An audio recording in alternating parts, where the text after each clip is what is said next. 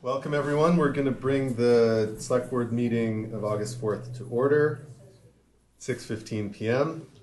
Board, any adjustments to the agenda? I'm not aware of any. Okay. And there was no executive session today. Chair's remarks. I have a couple comments. First of all, Amanda's on Zoom. She's in Virginia. I'm sure if she wants, she will tell the story more when she does her remarks. But she is here. The other thing, I wanted to give a little bit of an update on the charter process because we've gotten some questions recently. Particularly, I had a long conversation with Maggie Lewis on Sunday, and she asked me some questions that I thought would be helpful to talk about in public. The big caveat here is that I don't want to be speaking authoritatively about this because the Select Board is not really in charge of the charter process yet at this point. So please take this as me updating the public on my understanding of where we're at, but not an official update from the Select Board about what's definitely going to happen. So to put things into focus, this year, the Charter Commission, which has been going for 4 years, I think, looking at Kate, 4 years, is clearly starting to wrap up its work and move towards a final draft. In the context of that, the Charter Review Commission has been talking about a November vote. The community and the Select Board and the staff have all been starting to orient towards a November vote. And we on the board, but particularly the staff, has started doing some of the planning and scheduling for the subsidiary stuff that has to go right for a November vote, even though we didn't know officially that it would be November yet. So that was a month ago. Then in the second half of July, we heard from the town clerk's office that there were logistical problems with a November vote, which kind of threw that unofficial scheduling and planning out the window a little bit. And we started reorienting towards other dates. One of the reasons we have to plan ahead on this stuff is because for a charter vote to go onto a ballot, there are all sorts of other things that have to happen. There are public hearings. There are warnings of the ballot vote at the Select Board meetings. There are warnings of the public hearing at different Select Board meetings. And everything there has its own timeline. And if you don't plan it out a little bit in advance, you're going to run into problems. So once we heard that there were concerns with a November vote from the town clerk, we started reorienting towards March, which is the next ballot election. There will come a point in the process quite soon where the Charter Review Commission officially wraps up its work and officially hands it off to the Select Board. And at that point, we'll start talking more formally about schedules and dates and all of that stuff. But that's still a little up in the air right now. But just so the public fully understands what I think is likely to happen, my current understanding is that the Select Board will probably get a finished, finalized draft charter from the Commission in the next month or two. And then we will probably be looking towards a March vote, which will be by Australian ballot, not at a town meeting. So that's the current thinking. And of course, this could change if the Charter Commission brings it in later or if other things come up, but that's what I strongly expect to happen. So that's my charter check-in. We will, hopefully charter check-in doesn't become a regular meeting item, but very soon this will move into a more formal realm where everyone will know things much more clearly. So that is the end of my remarks. We have no minutes to approve, so John, I'll go to you for your comments. Okay, thank you, Oscar. Community Connection Night, originally scheduled for last Wednesday, was rescheduled due to rain last week to tomorrow night, Wednesday, August 5th. This event will take place from 5 to 8 p.m. at the Preston Lot and along Flat Street in downtown Brattleboro. This is a free, family-friendly event that will have food, games, and activities. Flat Street between Main Street and the Preston Lot will be closed to traffic during the event, but you can park at the transportation center entering off of Elliott Street. Please come out and visit tomorrow evening at the Preston lot. It should be a lot of fun. And maybe even some of the select board members will be in the dunk tank. I'm not sure, but The wet hair is a preview. okay. I was gonna ask, are there any other notable people who may be in the dunk tank? I think that is quite likely. Okay, great. We had an inquiry at your last meeting regarding the use of the ladder truck for EMS response, which I put some time into learning more of the operational details around that, which may be more than you want to know, but I will share a few things with you. So the primary fire response engine, engine 2, has been out of service with a broken motor. So that has been currently what is happening. A fire response engine supports the ambulance when it's requested on difficult or complicated medical responses. So we send an engine so that the second ambulance is available to the rest of the community in case of another medical emergency. And since we respond to many more EMS incidents than fire incidents, maintaining the second ambulance and that availability is a critical operational priority. The ladder truck is currently the primary fire response vehicle, but will stand down when engine 2 is repaired. Monday, August 17th is the due date for taxes and water and sewer payments. Any payments mailed must be postmarked on or before August 17th to avoid fees or penalties. You can pay online, in person, U.S. mail, or use the drop box in the Municipal Center parking lot at 230 Main Street. For the August 11th state primary elections, mailed ballots are available by request. Please request a ballot through your voter portal or by calling or emailing the town clerk's office. You may also stop by the clerk's office to pick up an absentee ballot, but for yourself only. Please return your ballot following the instructions included in your ballot packet, either through the drop box in Municipal Center parking lot or in person. We do not recommend mailing your ballot back this close to the election. Ballots must be received in the town clerk's office no later than 7 p.m. on August 11th in order to be counted. In-person early voting is available in the town clerk's office during normal business hours, as long as there are 2 election officials in the office.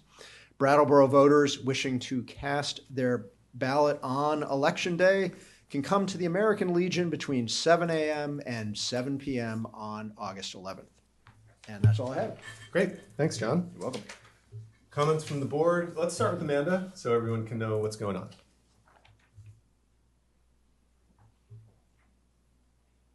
Good evening, everyone. Evening, everyone on Zoom and everywhere. Yes, I am away from Vermont right now, and I sadly won't be able to be at Community Connection Night. And I'm disappointed because I'm just looking forward to that event. But anyway, I will be well represented anyway. And that's all I have to say. John says you left the state to avoid the dunk tank, just for the record. Well, Thanks, Amanda. I guess I did. Isaac, any comments? Well, this is not an attempt to avoid the dunk tank. In fact, what time is the community connections again tomorrow? Oh, it is from 5 to 8 p.m. So Okay. 5 to 8 p.m. Okay, I can still make it. They will find room for it. So this past spring, there was a discussion of our parking fund budget and program, and we didn't make any major changes to that. But one thing that was included was $1,000 in the budget for additional or improved signage. And so I've been interested in talking with people about what signage you'd like to see, what are the changes you envision. And so I'm going to host a conversation tomorrow from 5:30 to 7 about improvements to signage for parking, but also if you have thoughts on improvement for the parking system in general, I will be interested in that. So that will be tomorrow, Wednesday, 5:30 to 7 o'clock at the Brooks Memorial Library in the community room next to the children's room upstairs. Great. Thanks, Isaac. Peter, any comments? No, I'm good, thank you. No? All right. I was just going to say, come dunk me. All right, let's move ahead to public comment. This is the time for members of the public to make comments about items not on the agenda. I see some hands raised. When I call you by name, please come up to the microphone, state your name, and address any questions or comments to me as the chair. Eric and then Sue.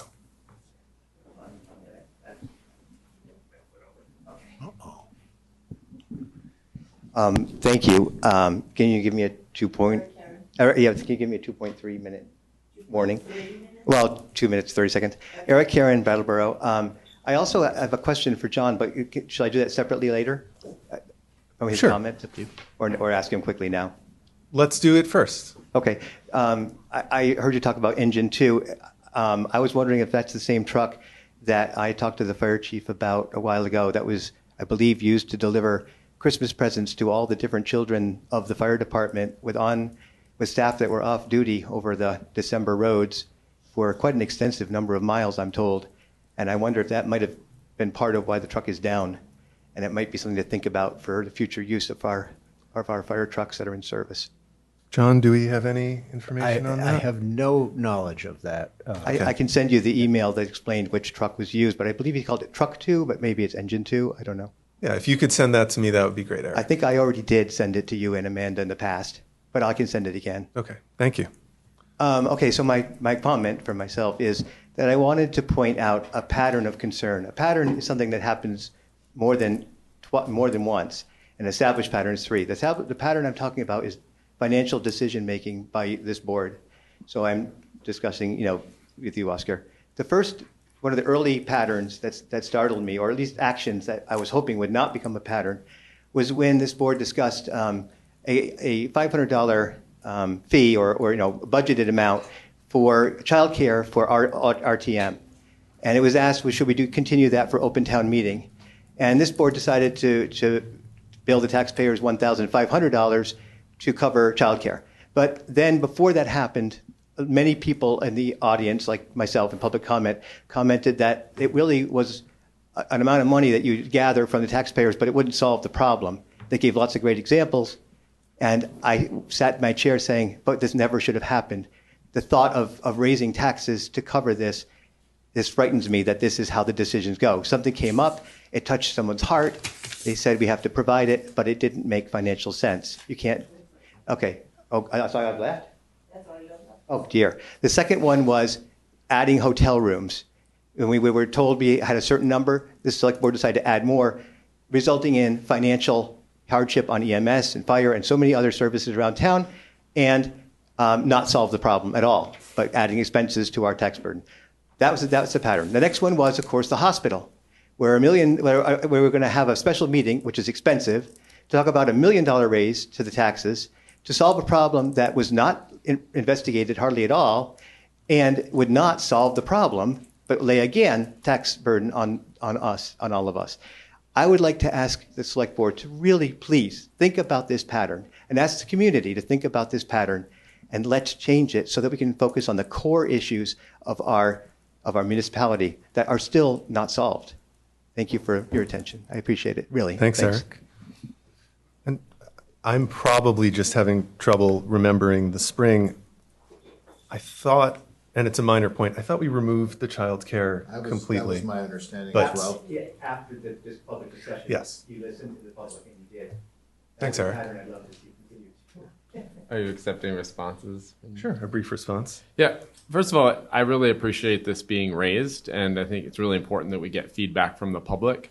I do think it's important for us to track patterns and to be mindful of our budget and the impact on the taxpayers. I also think that there's something that happened in all 3 of these examples, which was really important, which is what you saw, responsiveness from the select board. We heard input from the public, and that affected the discussion among the select board members, and it ultimately affected our decision making. So yeah, just something that I think is important for us to continue to do is to be listening and responding to what we hear. Thanks, Isaac. Sue?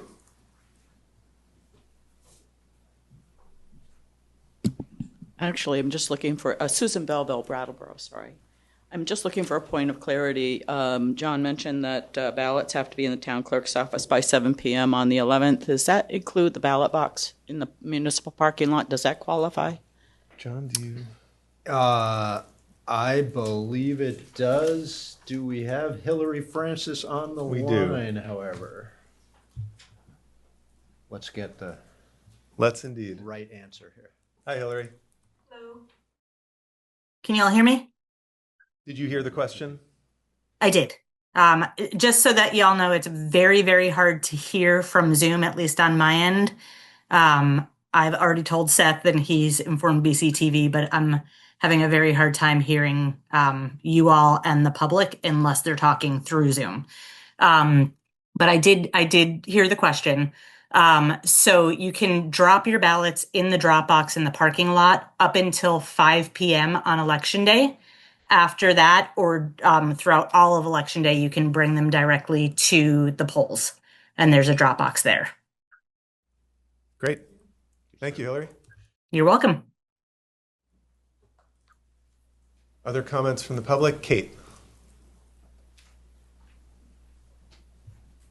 Kate O'Connor, Brattleboro, and I just want to follow up on what Oscar was talking about, the Charter Revision Commission. I'm on it, and our next meeting is next Thursday, August 13th, and if all goes well, I'm probably going to jinx it, but we should be done our draft charter. But it's for anyone who wants to come. It's here in this select board meeting room at 6:15 on Thursday, August 13th. You can also join us via Zoom.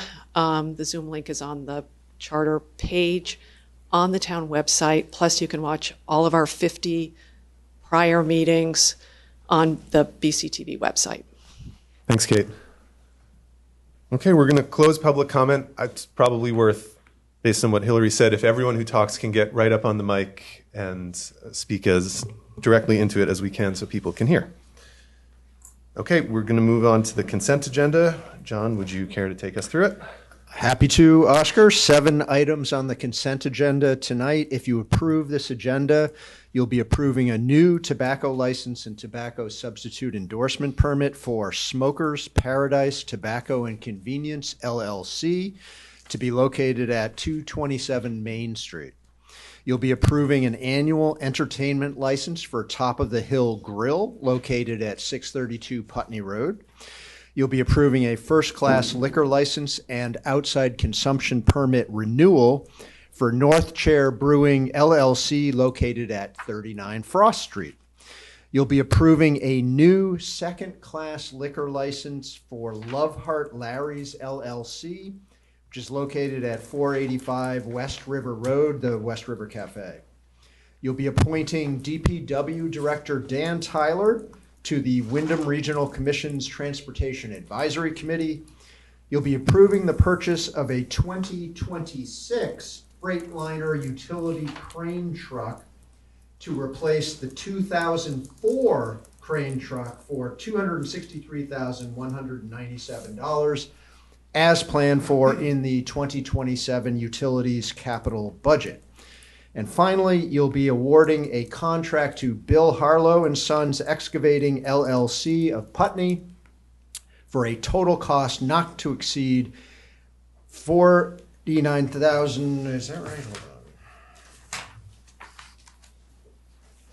Not to exceed $49,345 to improve 5 segments of existing stormwater infrastructure along Sunset Lake Road, funded by a FY26 Grant in Aid Award. And that is the consent agenda. Great. Thanks, John. Any questions from the board? If not, I would look for a motion. I'll motion to accept the consent agenda as presented. Peter has moved to accept the consent agenda as presented. All in favor, please raise your hand and say aye. Aye. Aye. Carries 5-0. All right, moving ahead to regular business, we're going to invite the legislative delegation up to the table, and we should find you guys more chairs. We have this one. Oh.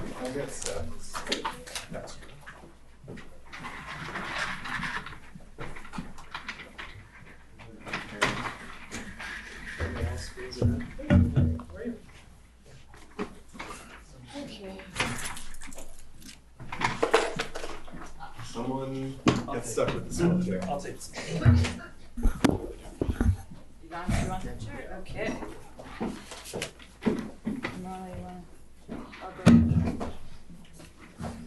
Let me be there. You sure? Yeah, because then you can. Well, where do you go? I'm having, You're gonna be. I'm having a little left-handed most. I'd love to stay here if that's Okay, okay. yeah, yeah, A little of left-handed course. self. Oh, interesting. Great.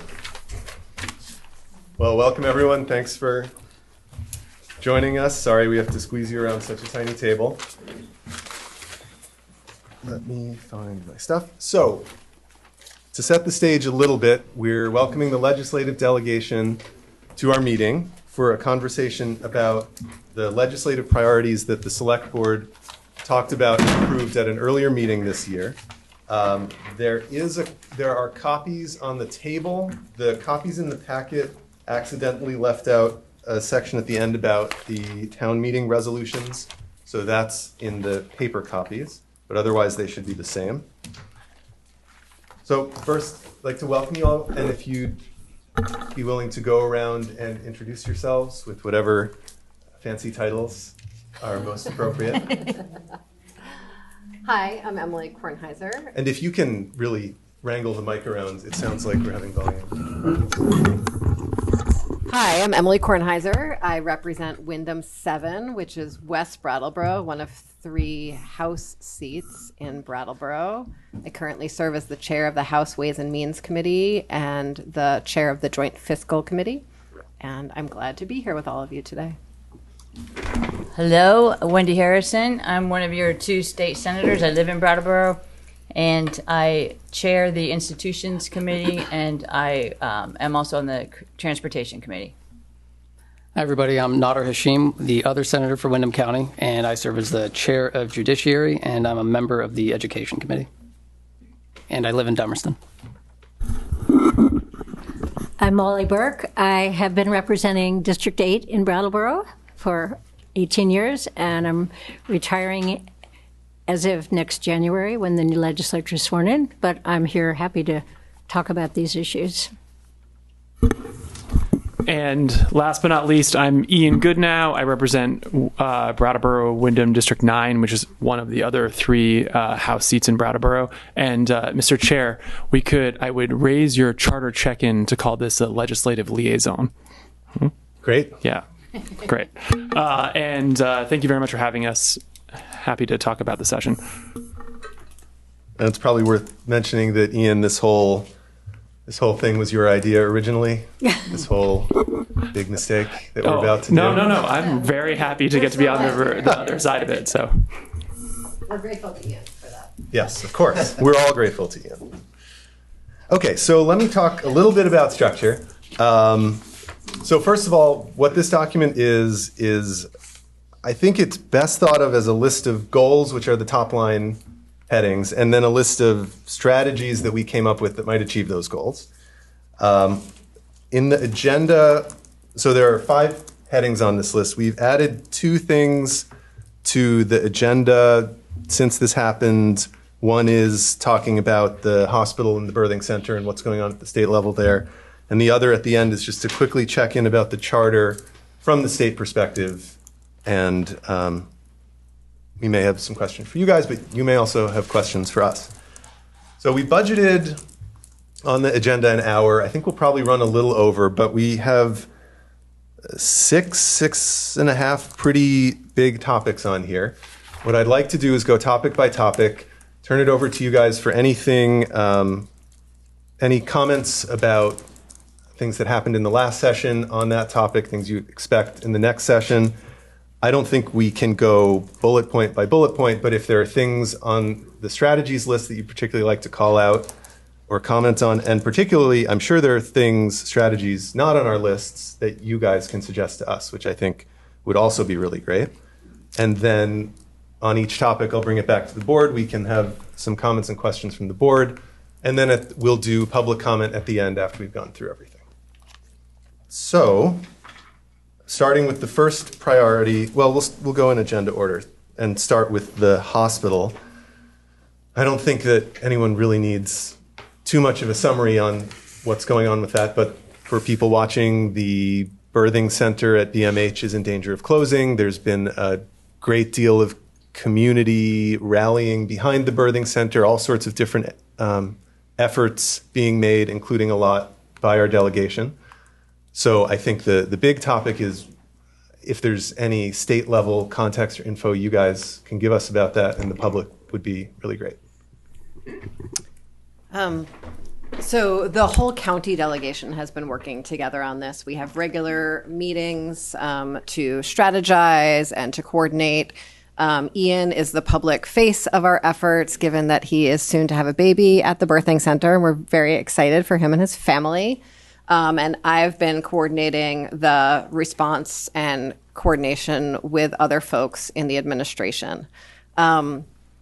And then Laura Sibilia has been doing the bulk of the comms for sort of the big group. But I just want to be really clear that no one in the Windham County legislative delegation thinks that this is just a Brattleboro issue. This is very much thought of as a full regional issue. And we've even been hearing support from our colleagues in, say, Windsor and Bennington County about how important this is for the health of our whole region. So there's quite a few different things happening simultaneously. We are in touch with the Agency of Human Services, who have a few different sources of revenue. One is sort of an emergency stabilization fund that has already given some money to BMH, but might be able to be accessed to further stabilize the birthing center. We're really working in partnership with both the hospital and the community response group on this. It's really important, I think, to remember and to recognize that no one in this community that I have spoken to wants the birthing center to close. It is considered by the hospital to be a possible fiscal reality in order to keep the entire hospital open. And they are doing everything they can to make sure that the birthing center can stay open as well. And then the second source of possible stabilization money from the Agency of Human Services is the federal rural health care grants. The request for proposals on those just closed. And the hospital should hear very soon about whether or not they are receiving that money. We think they're likely to, but there's no guarantee. And that would be many millions of dollars of federal money that the state needs to spend essentially this fiscal year. That would be transformative. All of the conversations we're having, though, are across really like a 3 to 5 year time frame. There's money that the hospital needs to see this year over the next 3 to 6 months in order to sort of do the transformative work that would be needed to close a budget gap over the next 3 to 5 years. So that is one source of stabilization money. And the second is the community fundraising that I think you all have talked about. And it's been great to even see other towns rallying around us. The hospital just sent their budget to the care board in the last couple days. That will go before the Green Mountain Care Board. There are many members of the care board and many staff at the care board that are looking very deeply into what the closure of the birthing center would mean for our region and for the health of the whole state's healthcare system, and what those costs would be to folks throughout the state. So if it costs more for a baby to be born out of state, that's something that's very important for them to take into account, and something they are taking into account. They're doing really deep analysis that I'm hoping, we're all hoping, will support the health of the birthing center and the health of the hospital and the health of everyone in this whole region, those giving birth and not. One important aspect of this is, as a legislative delegation and as a legislature, over the last 5 years, we've done so much work to expand reproductive liberty and reproductive justice in Vermont. And a lot of those freedoms and the health and safety of birthing people are at risk if folks need to give birth in a different state that does not have those same rights. And so that's an important part of this, in addition to just sort of the impact to the economy, the impact to the region demographically. So there's the work that's being done with the care board. That should be clear over the next couple weeks. And I know that John is working really closely with various community groups, as are we, to make sure that the care board is receiving the most strategic public comment that it can to support its work. And then there's sort of, if we're looking at a year into sort of the second year of funding that's needed, we would look at legislative solutions, because nothing that we can, because the legislature is not in session now, we don't have any ability to really access funds. And so our only ability to access funds would be in next year's budget adjustment and budget. That would be money that would be available in April and July. And so we're beginning work, working with the Vermont Medical Society and other partners throughout the state to say, what will it take to improve rates paid to the hospital for birthing? What will it take to shift insurance coverage? What is needed in terms of policy and ongoing and one-time money out of the state budget in order to make a difference here? There are some really great examples from Washington State that we're working with. And so we're going to be working as a whole county delegation in partnership with the Vermont Medical Society and a few other statewide partners to see what we can do to do sort of one piece of that whole puzzle. I'll stop there, but we have, we are issuing sort of regular updates from the delegation about where things are and our continued support of the issue. We've just finalized one in the last few days, and we'll all be sort of posting that in various places on social media and sending them to the paper if anyone is curious to see what's happening there. Great. Thanks, Emily. Well, any other comments from the delegation? Or I just want to add, I appreciate the select board having the hospital board here. Was it this week or last week? I think it was last week. Because it's just really important that we stay in good communication with them, so that we don't, we being all of us who care so much, that we don't do something that it does not help them or potentially injure them. So I think that's really good. I hope you continue. We're in contact with them, but that's just it's important to just remember that they are at the center. Mm-hmm. Thanks. And John, I think it's fair to say that the Next Gen group that's working on this is in constant contact with the hospital. Yeah. Yep. Molly. I would just like to acknowledge all the work behind the scenes that Emily has been doing. Yeah. Really. I mean, as you can tell from her comprehensive update. So we really appreciate that. Thanks. Thanks, Molly. I just want to commend, actually, John has also been doing an enormous amount of work behind the scenes, and I really appreciate it. It's been a pleasure. Thanks, Emily. Mm-hmm. So board, comments or questions for the delegation? About the hospital? About the hospital, yes. Yeah, Isaac. Yeah, thank you so much for your work and for the updates. What can the select board do to support your efforts? I thank you. I think the most important thing is actually to follow John's lead. In the first 2 weeks of community response, it was an incredible showing of love and support across the board, and it was really overwhelming, I think, to sort of the key stakeholders trying to do something. And so we've tried to sort of create a more strategic response with larger groups and then sort of smaller coordinating groups. And so John is really the lead, I think, on municipal response for the entire county, and is sort of the stakeholder from that. There's a stakeholder from the Next Gen group, the stakeholder from the legislative group, and actually Robin Lunge is there as part of sort of the federal response group from Peter Welch's office, as well as folks from BMH. And so that really just us being coordinated and all knowing that we each have absolutely the hospital and the birthing center at the center of our work with best intentions, I think is the most important thing we can be doing right now. I think my only comment is the reason I don't have more questions is that all of us have been in different combinations of being in the same room on this, or phone calls and all that stuff. So I think we've all been working pretty closely, but also just to echo, thank you guys for coming together so quickly and effectively around this.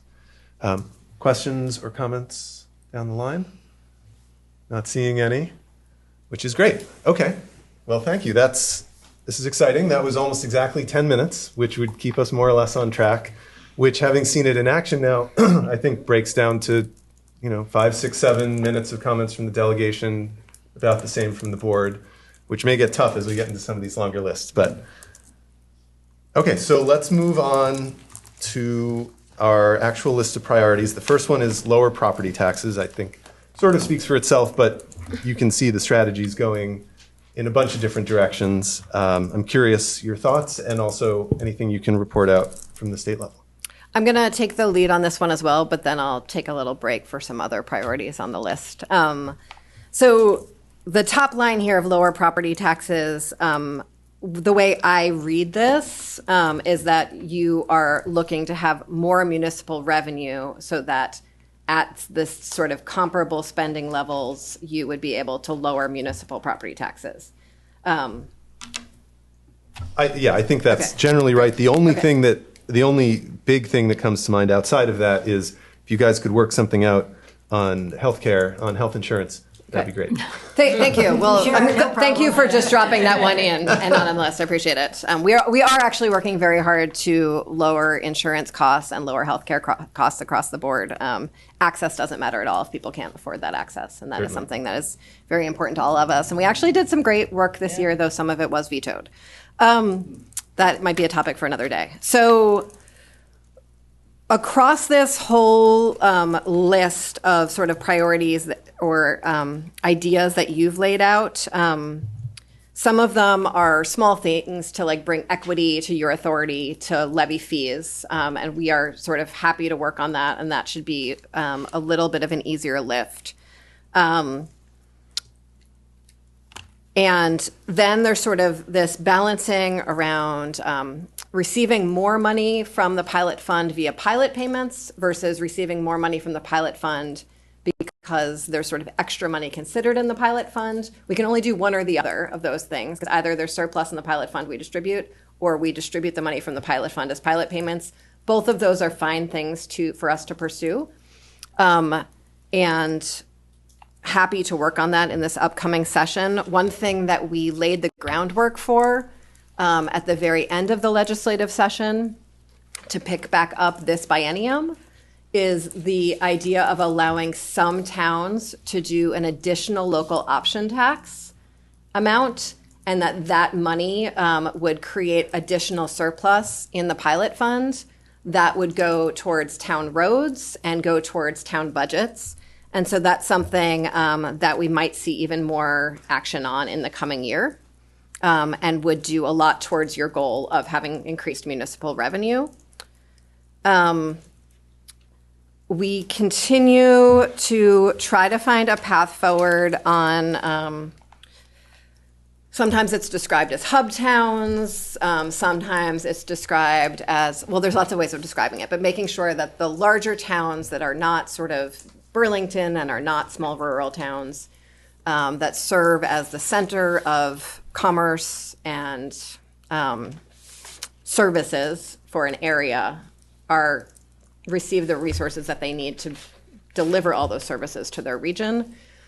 There's a really, we made some steps by getting a deep amount of analysis done last biennium on what that would look like and what best practices are in, say, New York State, Minnesota, a few other places. We have not been able yet to sort of build the political will and momentum to take that further. We are going to see change on our government operations committee in the House this year, and that will likely make a big difference in our ability to affect change in that area. But we will still be operating in a fairly fiscally scarce environment as compared to the last few years. And so that will be difficult to balance, but we will do our best. And sort of part and parcel of this is the question of how pilot payments work, how property taxes work in the context of sort of areas and communities that have more nonprofits or more services to them, and how sort of the state is responsible or not responsible for that, especially considering that the state often decides that a property is not required to pay taxes. And so the state's obligation of that is something that we would try to mix into that hub town payment, and I know it's really important to the select board. So 2 threads. expanding the amount of revenue possible into this fund that would be dispersed to towns. That is something that there is some momentum on, and we think we could maybe make action this next biennium. Changing some tiny fees, absolutely yes. That would be probably quite easy to do. Number 3, this regional hub payment thing is going to be harder to build political will, and we really need you to be working with other hub towns and have the League of Cities and Towns take a real lead on this in a meaningful way that they have not yet, in order to build enough momentum to get that done in the face of fiscal scarcity. And then the very last thing that I will say is you have a line item about road use and Easy Pass and things like that. I sent a memo to you, John, and then a few members of the board about this is sort of a recurring idea that people have. It is impossible on any highway that receives federal money. And the cost of setting something like that up does not, in any analysis that I've seen, create the kind of returns that would be possible given how low the travel volume is on even our very busiest roads.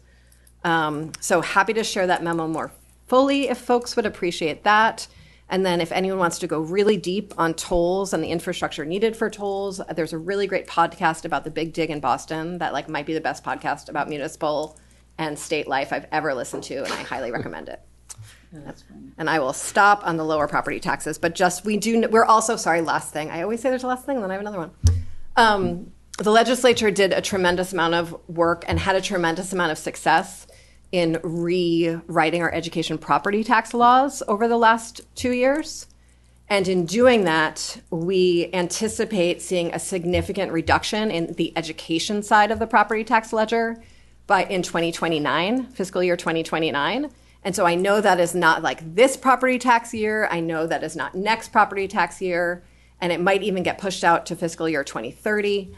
But it is like some real hope on the horizon. And I did see that my own education property taxes went down slightly this year over last year. I don't know if other folks saw that. And I know that that is not revenue for the town explicitly, but it does take some of the pressure off of the folks that are paying property taxes in town. And I hope that makes some difference for people. And there will be much more progress on that in the years to come as that is fully implemented. Great. Thanks, Emily. So that's huge, your last one. And it's also important just because sometimes residents will think that the town is the source or the reason for the property tax, for the education property tax. So that it is beneficial for the town.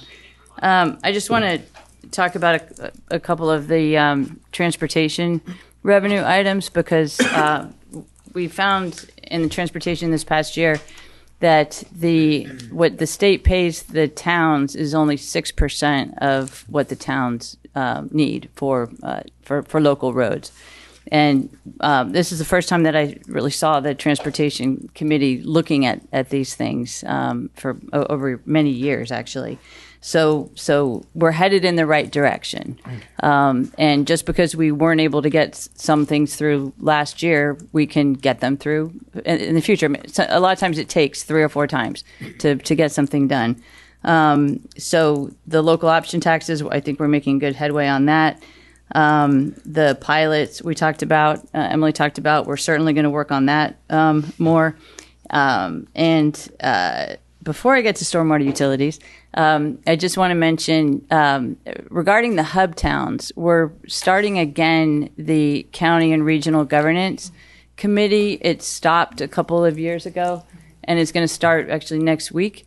And that committee could be a really good place to discuss hub towns because financial management and revenues are a focus of that study committee.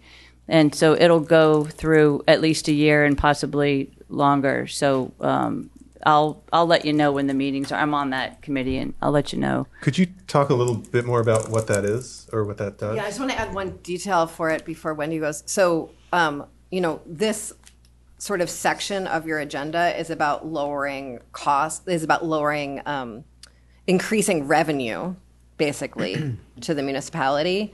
The other side of that equation is lowering costs for the municipality, and I think a lot of what you're going to do in that group will lower costs for the municipality. Yes. Well, it'll lower costs and hopefully be more efficient, because we have a lot of different types of entities doing similar things, each with their own board. There's a lot of just coordination that should happen. Many of these entities are from the state. Others are from the federal government. Others are just from local initiatives. So there's got to be a better way. And just as an example, and it's just one component, is the pilot project that we're doing for the sheriffs right now, because the sheriffs do they're by county, and some do some things and some do other things, and we're doing a pilot program, as I'm sure you know, in Windham County, so that we can look at ways that the sheriff can be more efficient and have lower costs and better services. So that's kind of it's similar. And then I just want to talk about stormwater utilities, of course, and just to let you know that there's no rush to do that now. The state is going to have a model ordinance and model procedures in January of 2027. So it's good to talk about them now, just so that we can understand it, because it gets pretty complicated. But it's not necessary, and I really appreciate that it's on the board's list. But don't expect something to happen in the next year or so here. And that's a good thing, because it should take a couple of years to do this. This isn't something that you want to rush into. So that's that. Great. Yeah, I just very briefly, because I want to keep us on schedule, just taking a little bit of a 10,000 foot view on this. From my perspective, just after my first biennium, Vermont is moving towards regionalization in many facets. It's happening in education, it's happening in healthcare, it's happening in criminal justice. Hubtown municipal regionalization, I think, is one of those places that is going to come. Brattleboro has an opportunity to be a leader in that shift because of who we are. And so I think we can really work as partners as that's happening. I think getting VLCT on board on how to do that effectively is one way. Another way is I would really encourage the board to reach out to other hub towns, go to the VLCT town fair, meet with other chairs of boards, and find the common places where we can start to attack this issue, because I think there is going to be a groundswell, and we can help to move it. But it's a lot easier and a lot more, honestly, better legislation when we've got it coming from multiple communities across the state. And so I really encourage you, and I look forward to working with you on that, because it's a really important issue. We've been talking about it the entire time I've been in Brattleboro, but it is happening, because that's just the fiscal reality in the state. Great, thank you all. Questions from the board? No questions from the board. I have a couple questions. It's okay to not have questions. Yes, Amanda. Amanda is recognized. I want to say thank you for coming, but I also want to make note, and John can correct me if I'm wrong, but John is now on the board of VLCT. Is this correct? No, I was asked to be on the policy committee where they're developing their policies for the state. Yeah, so that's really terrific. So just piggybacking on what Emily recommended, like, get involved. We have our very own town manager taking a very active role, and very thankful for that. And that's all I had to say. Thanks. I have a couple comments and questions, just bouncing back and forth between a couple of different things you brought up. I think the reason everyone's freaking out about the property tax is just because costs are high. So if there are improvements on the education side, we will all still work to keep the municipal budget down, but it will still help. Similarly, if there's anything on roads, that's been a huge pain point for us, and it's not just that it costs too much, it's that we can't even afford to do what we need to do. So that's really exciting to hear. My note wants to know if you listen to lots of municipal podcasts or just, okay, well. And then other than that, I think the one question I have, the idea of, we've talked about this a little, John, but of political organizing by hub towns specifically, I think makes a lot of sense, particularly because VLCT is a great organization, but they also represent every town, and the interests of hub towns and non-hub towns will be a little bit in conflict when we're talking about the money involved. So that's a good reminder, and we should definitely move that forward. Other questions, comments from the board? I'd love to talk more about the stormwater utilities, given that that's something that we said as a board that would be a priority for us for the coming months. I'm wondering if that's something that we would want to find a time with Wendy to talk about another juncture. That would be great. Yes. So at another meeting. Yeah, we can. That's a great idea. Oh, and the other thing I forgot to mention, you guys alluded to it, but you had full success in moving the local option tax distribution and getting the town more of that money. So that's something that's changed very recently that has been a big help. Okay, well, I've got a... Yeah, please. Yeah. So, I'm sort of focusing in and seeing what's happened to us over the course of the last few years as this designated hub town, and the additional expense heaped onto us as a municipality, and then this whole BMH thing sort of happened, and I had, unfortunately, an opportunity to take myself to the emergency room and sort of see how our emergency room at BMH is turned into for lack of a better term, like sort of a healthcare facility that is not by design to deal with like mental health crises or for whatever reason the police bringing them in and dropping them off. Also seeing that kind of leaning on us as a municipality, and then further seeing that sort of thing leaning on our regional hospital, right? And so I don't have an answer. It's kind of a statement. If you can help kind of clarify this to me, and like how can we mitigate this? I know that like with the motel program, like the state pays X for a room, we don't recoup any of that, so that's the hardship. The hospital has to deal with some of the same population. That's a hardship. Like where does helping stop helping? So I think we actually saw each other in the emergency room sometime this year. That was the same day. Yeah. So that was unfortunate. Yeah. Though I always like seeing you. Let's keep that in mind. So everyone's okay. All good. I didn't make it. The select board killed you a long time ago. So there's a lot in what you said. So there's a number of pilots happening around the state in urgent mental health care in order to take urgent, I don't know how to put those words in the right order, but urgent care for behavioral and mental health issues out of emergency rooms and into more appropriate places for those people to actually get the care that they need. And so that is happening and will likely be expanded as we see success.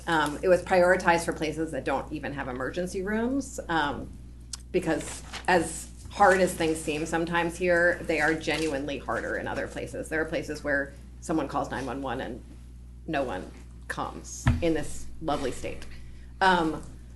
So that will likely be expanded as we see success. The retreat has expanded its transfer services in partnership with the state and with rescue. Not to talk about rescue at the select board meeting, but that's what's happening. And sorry, that was a joke for you, Ian. And so that is also happening. That also makes a big difference in moving people out of emergency rooms into safer, more appropriate care settings. With regards to the incredible toll that homelessness has on the people who are homeless, the support systems for folks who are homeless, and our whole community, we this last year passed a piece of legislation that was remarkably similar to legislation we had passed the year before. This year, the governor signed it into law that essentially remakes our entire homelessness response continuum to actually make it a continuum of care so that folks are supported to find housing and to stay in housing, and once they're in housing, to have that housing be stabilized in a way that is designed to continue to reduce reliance on the motel system without increasing the amount of folks who are living on the streets and homeless, which is both worse for people and an even higher cost to municipalities. And so all of that is happening in that piece of legislation. There is actually money paying directly to towns to support any response services that are needed at the municipal level. I'm sure not at the cost that would be ideal, but that is a piece of that legislation that was championed by your delegation quite explicitly for inclusion in that bill. And so that is sort of a few things that we're doing in response to all of that. But these are massive societal challenges that towns and cities all across the entire country are reckoning with. And we are one little place that is feeling that challenge, and this is what we're doing to respond to it. Thank you. If I can also mention something? The police liaisons that are embedded in different police departments. I know Brattleboro PD has one. These folks from HCRS who are responding to different incidents. On the one hand, it takes part of the burden off of law enforcement, but it also connects that particular individual who's going through some sort of crisis with a mental health care worker right then and there. And sometimes it may lead to a trip to the emergency room, but other times it might lead to having that conversation with the HCRS worker, getting them regulated, and then having a follow-up meeting and getting them on a path to get the help they need rather than going to the emergency room. So over the years, that has expanded across the state, which has been great, and I'm glad to see it. Thanks, Nader.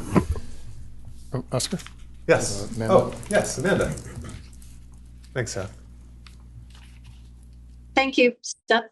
I just had a follow-up question for what Emily mentioned. The retreat transfer services are from an ER to where? And are the services regional or statewide? And are they receiving state dollars? Is the retreat receiving state dollars to do this transfer services? The retreat receives lots of state dollars for care, and I don't have the details in front of me of how their billing works, whether it's per bed or per patient or per transfer. I can follow up with you. It's somewhere deep inside my computer. But the pilot for transferring is actually from the retreat to other mental health care places and from other hospitals to the retreat. But it's mostly hospital, like mental hospital to mental hospital. And it helps free up space at the retreat or free up space in other hospitals as needed. It is not a local pilot. It is a statewide pilot. So it's not about BMH and the retreat specifically. It's about making the retreat function as efficiently and effectively as it can so that beds are being used as efficiently and effectively as possible at the retreat in order to make the entire mental health system of care in the state work well. And I'm sure someone from the retreat could come to the board and talk more about that better than I can. I'm reflecting a 30-minute conversation I had 6 months ago. Thanks, Emily. Thank you. All right, let's forge ahead. I think that was our longest topic, so that's a good sign. Moving ahead to... I covered number 1. Great. Oh, yeah. So moving ahead to housing, these are much more general strategies, and I think I wouldn't be out of line if I said that the board thinks that this is something that we all know is actively being worked on in a bunch of different places, and we want to see that expand and continue as much as possible. But yeah, so anything state level we should know, or responses to any of these particular bullets?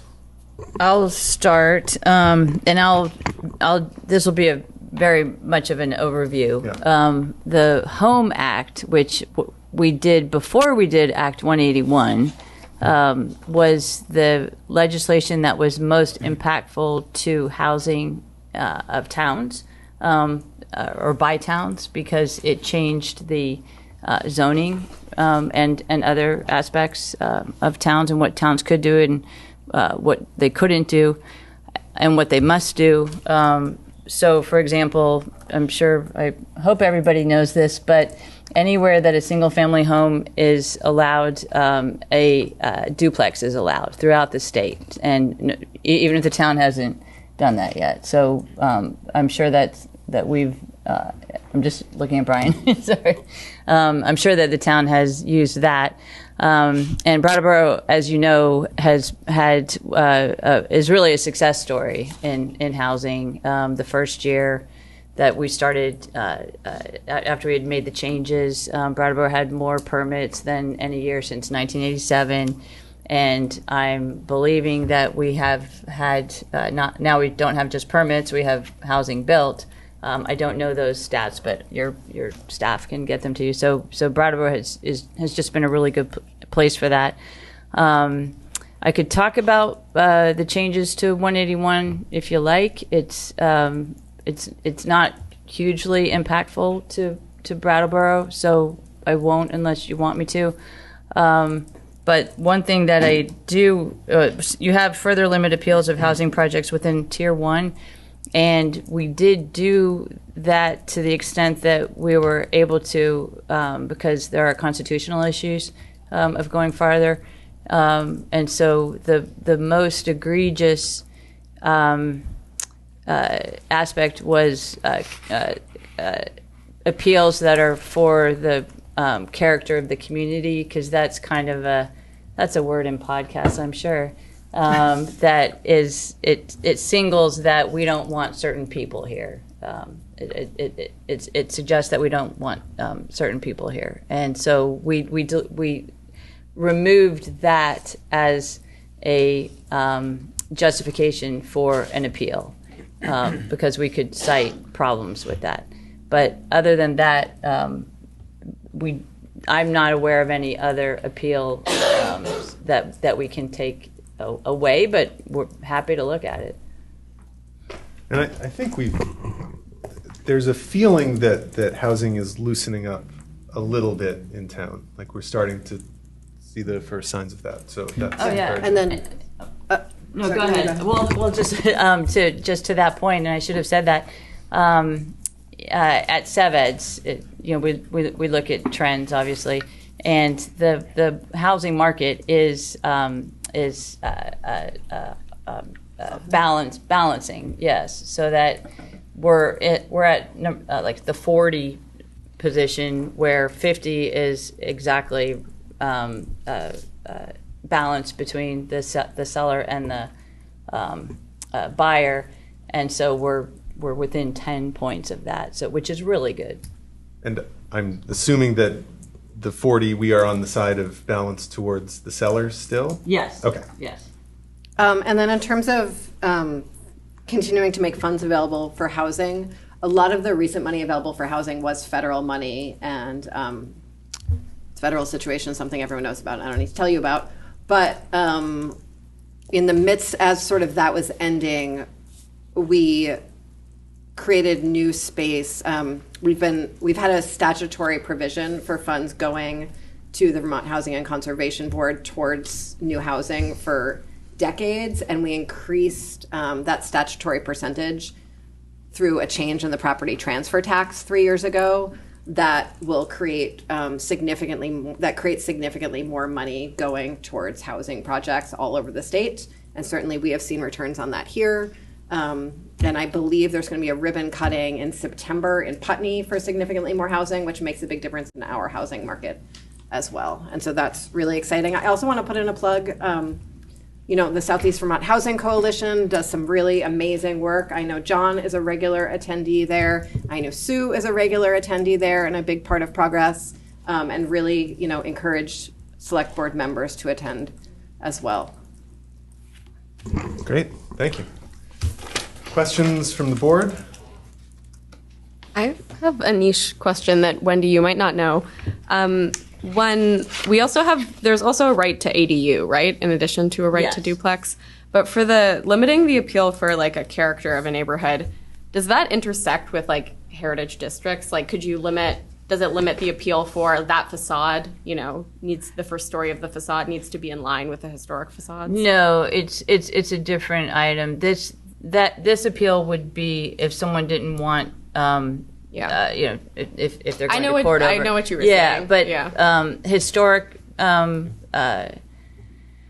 for a building that is historic and for it to comply with all the historic regulations, this would not impact that. But if a building were going up, if people basically something happened and a building had been torn down or there was an open space and a building was going up in a heritage district, I guess is what I'm curious about, because that's still character, but it's very different than the character that's being talked about. That is a good question, and I can see people arguing that. So I will find out more and see if they are. Thanks. Great, thanks. Other comments from the board? I was speaking with one of your colleagues in Montpelier recently who was saying that she had suggested to the governor that he might consider deploying the Vermont National Guard to build and create housing because of there being a housing shortage and a crisis, and that this would be an appropriate use of the Guard because this is a crisis that we face with not enough housing. I don't believe that she received a favorable response from the governor to this idea, but I'm curious about what big, bold ideas could be pursued to adequately address the housing shortage that we have right now. It feels like these are really important things that you're doing at work, and it also feels like tinkering a little bit around the edges of a massive crisis that we've been experiencing for many years. And I know, Emily, you introduced some legislation a while ago that passed the House around a 10-year housing plan. Curious, like what would be sort of a vision for the future around this? So big, bold legislation generally does not happen in a divided government. It's, I think, to some degree why people like divided government, but it's also one of the things that makes divided government difficult, and that's the situation that we're operating in, both, in Vermont right now. We did pass 3 years ago, the House passed a really comprehensive package to build a sufficient amount of housing over 10 years. That did not make it through the Senate. And likely will not get picked up again until we have a very different makeup of House, Senate, and administration. What we have done, actually, in collaboration with the administration, that is not, flashy, nor would I describe it as bold, but it does actually make a really big difference for much less money than some other housing that's developed, which is invest in really significant ways in manufactured housing, both the construction of manufactured, off-site manufactured construction housing, building out Vermont's capacity to set up that kind of development at 2 different locations. We gave the Treasurer's Office a very specific lending authority to support the construction of off-site manufactured housing. And then we asked the administration to coordinate across multiple agencies to better prepare sites to receive manufactured housing so that the Agency of Transportation and the Agency of Commerce and Community Development could work together to prepare pads for housing, to build out roads for housing. There's significant money that went to Tri-Park here in Brattleboro to make sure that the bridge, in collaboration with the town, was strong enough to bring new housing over the bridge. Scott Sharland, who actually lives in Brattleboro but works for the Department of Housing and Community Development, could come talk to you about this more. But in doing that, we have really dispersed a hugely significant amount of manufactured housing all through the state, including in Brattleboro. that is making a difference in the housing crisis and is a home ownership opportunity for folks who would otherwise not be able to access home ownership. There's also a lot of lending authority with the Vermont Housing Finance Agency that's tied into it. So it really is a whole of government approach to both the development and creation, the financing, the ownership, and sort of the land access for manufactured housing. And that's a really exciting thing that we've done over the last 3 years that I did not mention at all before. So I'm sorry. Thank you for asking the question. Thank you. Thanks, Emily. I was kind of curious. I was listening to various podcasts today and ahead of this, and is that people were mentioning that there were something like 2 or 3 abandoned mobile home facilities that they were looking at opening back up. That's what you're talking about. And they had noted, like, just for your interest, because of like the amount of transportation cost, the amount of cost for a manufactured home that was coming from transportation out of state, right? Mm-hmm. Yeah. And there's also some really cool like more net zero, more energy efficient manufactured house models that exist in Vermont, like new frameworks up in Burlington is really cool. So the new housing that was just delivered to Mountain Home to cover the homes that had been lost in Hurricane Irene were just delivered a couple weeks ago, thanks to really the town's, also the town, lots of partners, but including the town's support for building that, for taking over the ownership of that bridge. Those homes are all net zero homes, and so are like safe and warm and are going to be really incredibly inexpensive to maintain for the folks living there. It's really exciting. And I know that also there's lots of other fun net zero stuff happening at Mountain Home, thanks to the Energy Committee. Great. Thanks, Emily. I'd like to move us ahead so we can... Can I?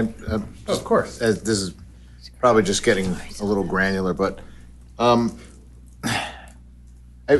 kind of didn't listen to a podcast, did my own research, and kind of came up with some numbers in Brattleboro. I don't know how accurate they are, but like there were like 63 available apartments, 45 available homes for sale,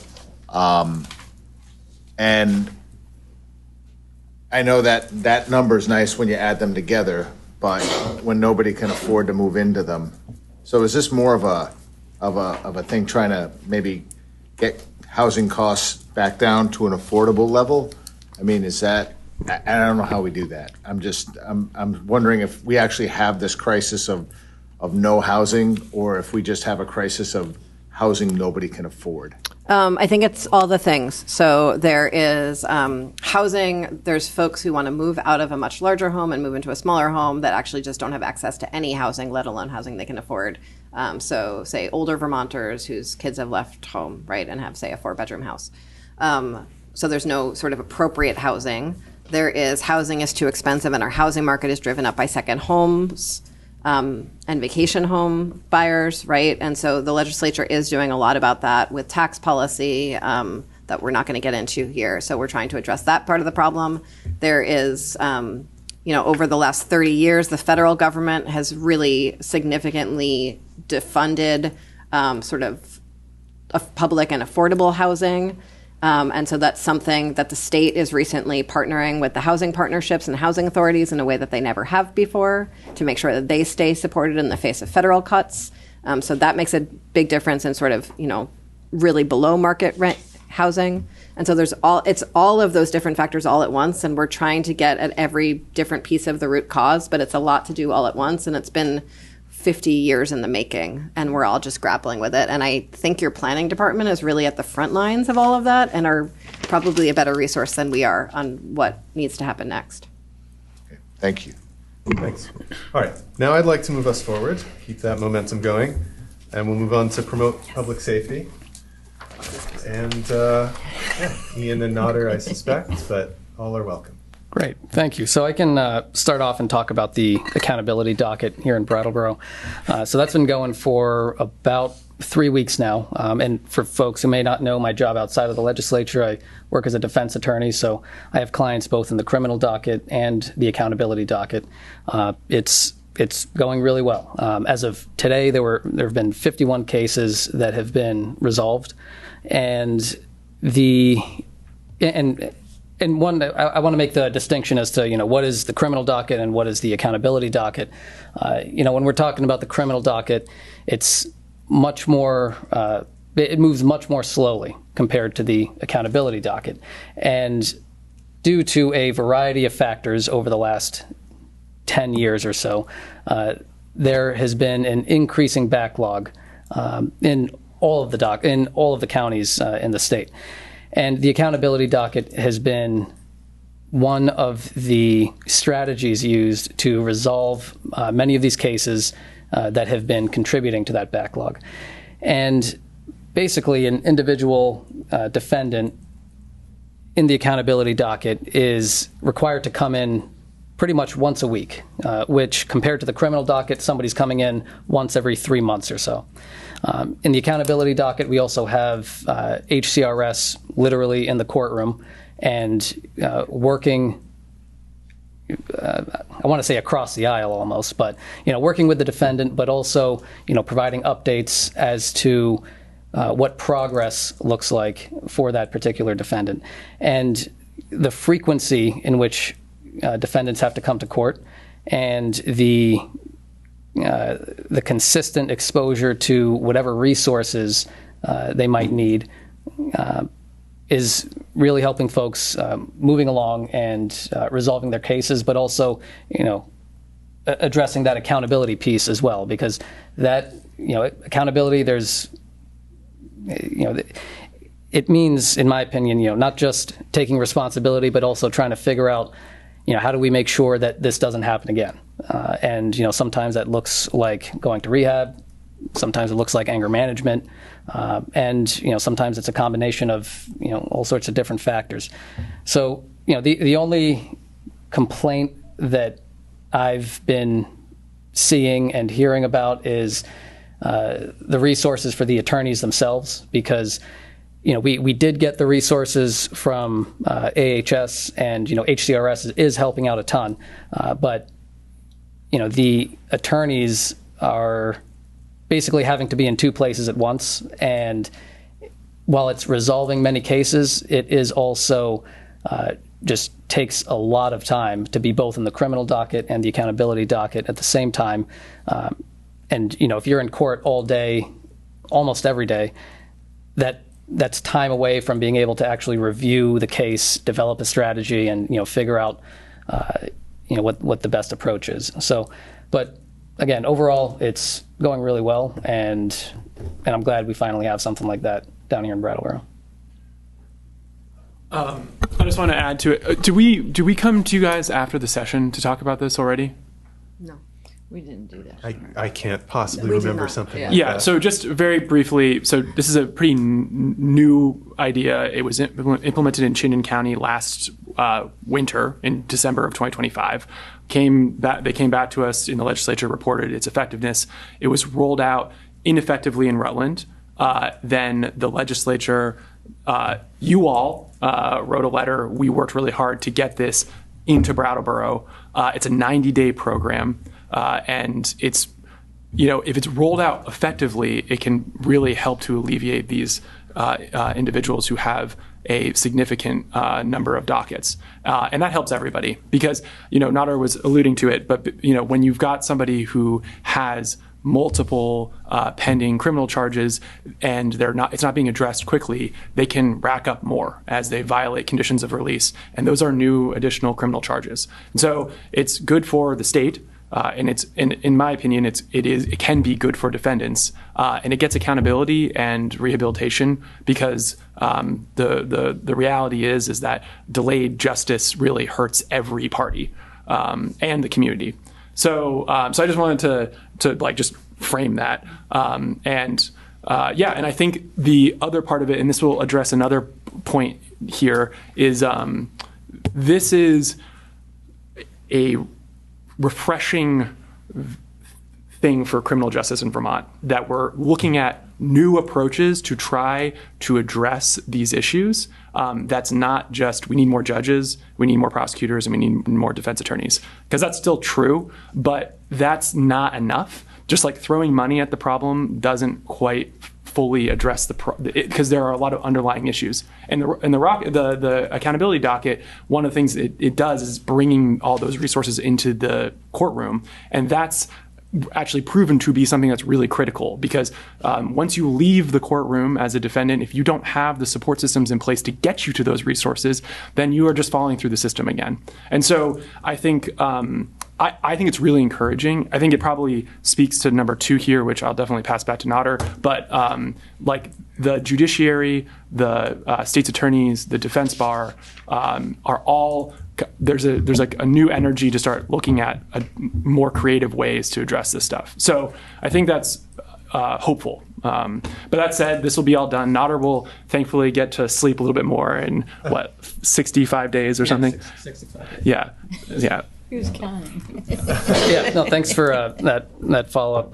I mean, what I've heard often from both judges and prosecutors is that, it's when it comes to public safety, it's not about, well, you're not necessarily going to see results if you're just increasing the punitive aspect of an offense. So, for example, if somebody is contemplating burglarizing an occupied home, the maximum penalty is 20 years in jail. If we were to change the law and say, all right, the maximum penalty is now 25 years, they're probably not going to have a change of heart just because we went from 20 years to 25 years. However, individuals who do get charged with an offense, if they are resolving their cases in a much shorter time frame, rather than having them drawn out for 5 or 6 years, again, just getting back to Ian's point, that shows that accountability is swift, and also shows that individuals who are amenable to treatment are going to be able to get the services they need. So the next piece there I see is that the addition of a standing drug docket in Brattleboro. And I think that kind of goes in hand with the accountability docket that we have. It's not particularly far off with what we're doing right now. Right now there is the drug docket in Windsor that is accessible to Wyndham defendants, but oftentimes people who are struggling with substance use are unlikely going to be able to make it up to Windsor County or White River Junction on a frequent basis because reliable transportation can be hard to come by. So regarding the drug docket, I think getting back to the point of just having a creative and dynamic approach in general, I think the judiciary is increasingly open to that. And I'll just add, Nutter's been working on having a standing drug docket in Windham County for 8 years now. And I say that not to say that you've been trying and we haven't had it yet, but to say how incredibly long it takes to make progress on some of these thorny issues, particularly with the judiciary, given that it's a totally different branch of government that we can't actually command to do things. And the work that I've seen you do on the accountability docket with stakeholders, I've heard from more and more stakeholders that they understand how absurd the barriers to a Windham County drug docket is in a way that us just telling them before didn't work. And now they're being shown that those barriers are minimal to a standing drug docket. And so it seems to me that the opportunities for that are much greater in the years ahead because of all the work that you've done on the accountability docket. Thank you. Yeah. Appreciate it. I'm going to take a moment to speak about the addiction treatment piece. So Vermont was a national leader when we created the hub and spoke model, and that was a really long time ago. And it has not been updated.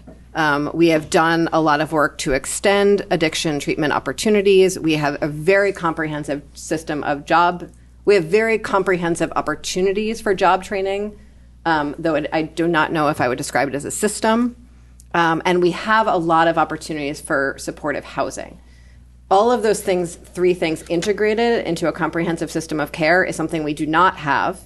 And I am hopeful that in this upcoming biennium, as we see a change in leadership in the House, that we will see a change in jurisdiction of committees. The issue of substance use is one that sits between our Human Services Committee and our Healthcare Committee. Both of those committees are very, very busy with homelessness and childcare on sort of the side of the Human Services Committee, or on our healthcare, all of our other healthcare affordability or access challenges on the healthcare side. And so substance use often sort of falls between the cracks, even though it is the most pressing issue in many of our communities. And so I'm hopeful with a change in leadership, we can see a change in jurisdiction and a renewed focus on this, because it is an incredibly pressing issue for so many of our communities, particularly for hub towns. And so I really encourage, as you work with other communities on the hub town issue, that this issue of a systemic system of care for substance use is one that's included. Usually in the legislature, the issue of substance use and substance use treatment in very rural areas gets a lot of attention because there's just nothing right now. Or in Chittenden County and Burlington area, there actually is a system of care, and that is just funded because it's an existing system of care. And so this need to sort of remake the hub and spoke is one that is really an issue for hub towns, and I really hope we can all work together on that. Thanks. Delegation as a whole. I want to bring it back to the board for questions. Do you want to? So do you want to touch on 4? We can touch on 4 and 5. So very quickly on 4. So this was a bill that was introduced last session. It was a little bit of a pet project of mine. Very disappointingly, it got all the way to the so passed out of the House, and it went to the Senate, and it was still in a omnibus landlord-tenant bill that then died on the House floor at a split vote, or I'm sorry, the Senate floor on a split vote, with the lieutenant governor voting against it and breaking the tie. So that said, I am encouraged by the work that was done on it when I kind of left the cradle of my work on it to be worked on by lots of different other very capable people. So there's been a lot of talk around it already. So I'm hoping to reintroduce it with others, and also have already started conversations about how to have a more effective housing landlord-tenant bill as far as how to move it through the legislative bodies. I think, and I don't think I'm talking out of class to say that we bit off a little bit more than I think we could chew with how large that last bill was, and that I think partially led to its ultimate demise. So I think there are a couple of different strategies that we can work on to try to get something that's in committees that can move this stuff forward in an effective way. So, more to come on it, but that's kind of the update now. And then the last one, I just want to... Ian, can you just say, for people who are watching online and don't have access to this document, what you numbered them, but if you could just say what they say. This one was allow property owners of multi-unit housing to trespass people threatening or engaging in illegal behavior while strengthening renters' rights. So that's like kind of a broader, less, little more vague sort of issue, description of sort of an issue, which was like, how do we address this problem when you've got a problematic person who's in a multi-unit building who's not a tenant, and maybe the tenant is really scared of them, but they don't have the ability to trespass them on their own. Currently, that's a gap in the law. Where there isn't really an ability to address that issue. There are a lot of concerns around addressing that effectively, because you can't push the spectrum too far in the direction of letting landlords trespass anybody, because that would be unconstitutional and lots of other problems. But where we're at now is also hurting everybody who are in those buildings, not just the tenant that's there, but other people who are living there. So, and we heard a lot of testimony in committee about that. And so I think there's a lot of energy there, but again, it didn't make it all the way. And then very quickly, Oscar, I realized, sure. So the supplementing Medicaid payments, I think expanding Medicaid payments is a huge issue that hits a lot of things that are on this list. One that I want to just put out into the world is that we did a lot of work this year on competency restoration, which has to do with like an individual who's found non-competent. In the current system, they kind of drop through the criminal justice system. There's no way to restore competency in Vermont. There are ways to do it in other states. One of the issues there is that Medicaid doesn't reimburse the Department of Mental Health the same way that we need them to, so that they can qualify individuals for the types of mental health issues that they're having in the state, so that they can actually be worked with DMH. And so it's addiction treatment, but it's also a mental health treatment where Medicaid is far behind what we need, and it's hurting Vermont. So I just wanted to point that out as well. Thanks, Ian. So let me just... I also just want to be a voice of negativity to just prepare everyone. Medicaid is already an incredibly problematic issue to try to improve under this federal administration, and it's about to get significantly more difficult. We have funded a network of community partners, including our community action agencies, to support folks who are struggling with Medicaid access right now, to complete paperwork, to stay enrolled. And it's going to be a significant source of tension between Vermont's government and the federal administration to make sure that we are keeping Medicaid payments as flexible and at the scale that is needed to actually compensate for care. But it is sort of a major policy battleground area. Yeah. And so as much as we need to expand Medicaid payments for our emergency services, for mental health services, for birthing services, we are probably likely to be incredibly lucky to even hold the line on what our current ability to spend there is. Thanks, Emily. So just as chair, real quick, I knew this discussion was going to run over. It's fine that it has. There's a lot of really valuable stuff being talked about. I think if we aim to run half an hour over, that's good. I don't really want to go an hour plus over time. We have 2 more items on this list: select board comments on public safety, quick check-in about the charter, and then public comment. So if everyone can bear that in mind and we try to fit that into 30 minutes, if we have to go a little longer, that's okay. But yeah, board comments. So this should only take about 20, 25 minutes. Okay, great. Just two points of clarification. One to Emily. I'm assuming that this difficulty that we're going to feel from a federal level is part of the big, bad, beautiful bill, whatever. Okay, yep. Just wanted to make sure that that was out there in the ethos. And more to come on that. From what I understand, these cuts are just starting to roll out this year, and they are going to get progressively worse. So vote. The second point of clarification, and if I understood Ian correctly, was on the allowing property owners of multi-use housing to trespass people threatening or engaging in illegal behavior while strengthening renters' rights.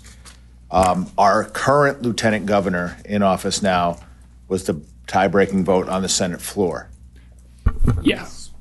Oh, you were there. Yeah. I happened to be there, and yes, it was the lieutenant governor voted no, and that was the tie-breaking vote. So there again, just another reason to vote. Okay, thank you. Thanks, Peter. Other comments or questions? Nell and then Amanda. I was just curious. So we have 90 days with the current, what is it, a trial? It's a pilot. Accountability docket. Yeah. What's the timeline after that for gauging success? Do you so 2 things. It's not a trial. It's just like the program is 90 days. It's like a plug and play on this issue. Like this thing goes in, it comes into a community. We in the legislature we actually built sort of like the structure for how this is implemented. It didn't have that when it was in Chittenden County, and then we saw it kind of get rolled out in Rutland. And the issue here is that judiciary, state's attorneys, defense attorneys, the administration all have their hands in this pie. And if it's not sort of legislated out, like this is what you have to do, these are the resources that need to be brought to it, it didn't really work. So we really made it much more structured, but it's still like this is something that is dropped into a community with the resources available to address these very specific types of cases, and then it leaves. So the question as to how is that measured, that is something that I think you could honestly ask that still about Chittenden County as to its effectiveness. So these longer term questions around individuals who reoffend, whether the docket has been reduced, it takes time to sort of see. the one thing that is true with Chittenden County, and I think we're already seeing in Brattleboro and Windham County, is that the immediate relief that the docket sees, where these cases are just getting moved off, like they're being resolved, is happening.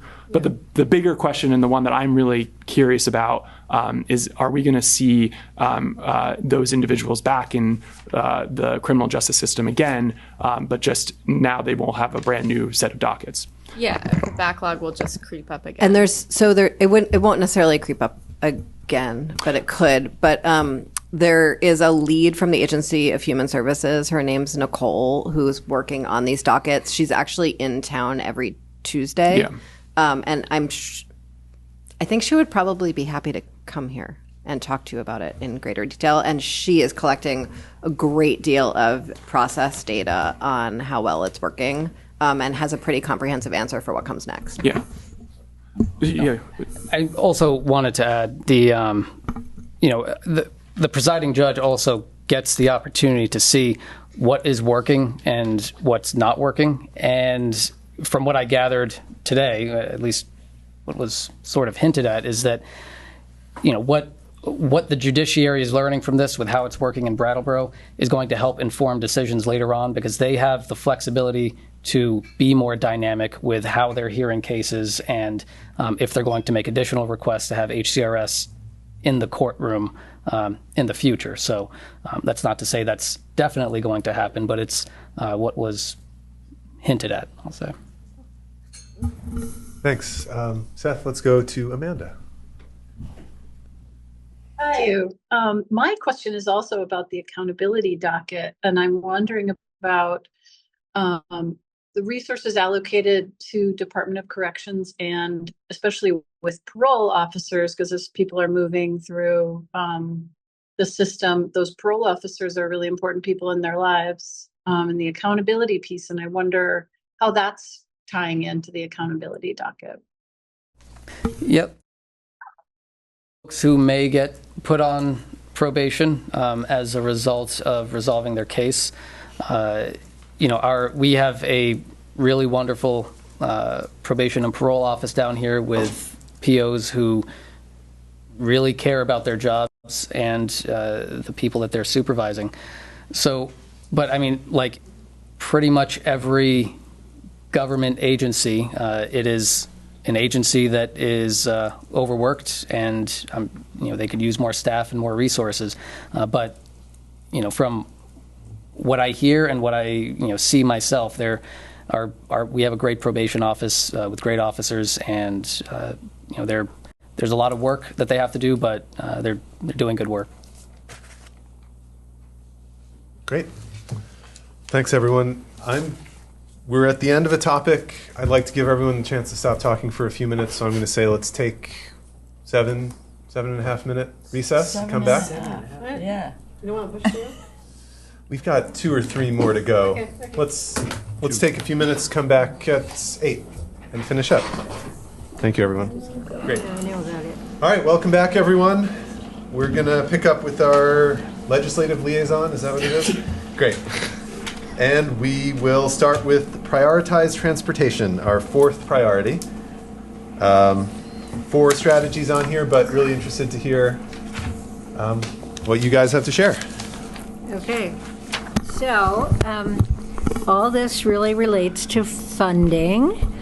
And as you know, the transportation fund is not enough to fund what we need. And a lot of that has to do with, over the years, cars are getting better gas mileage, and the gas tax is not bringing in enough. So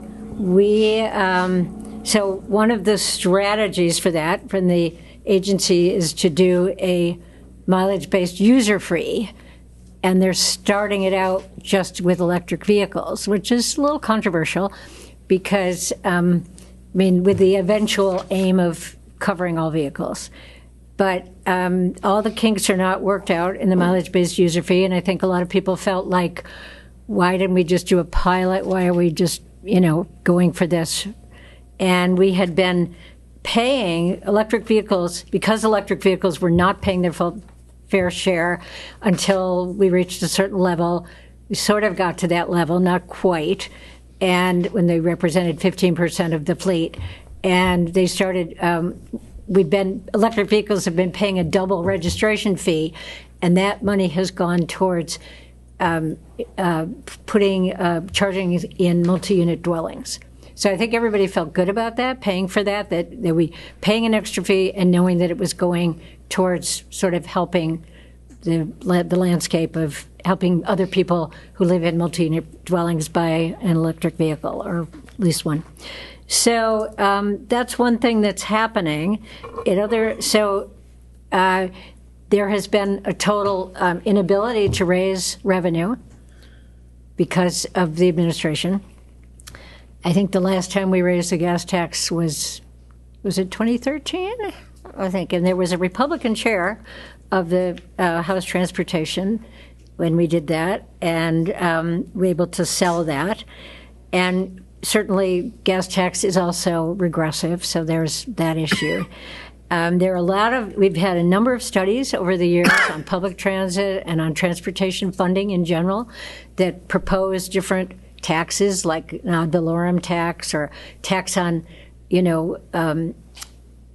bigger vehicles, et cetera. And of course, these studies get done, they get paid for, and nothing happens, which has been my big frustration, particularly with public transit, is that, they come out with very specific things, like you could do a delivery fee, or delivery fee plus this, plus that. This is how much money it would bring in, but we just haven't been able to move on that. However, can I talk about the purchase and use tax for a moment? Yeah. So on item 3, you have direct the full purchase and use tax on motor vehicles to the State Transportation Fund.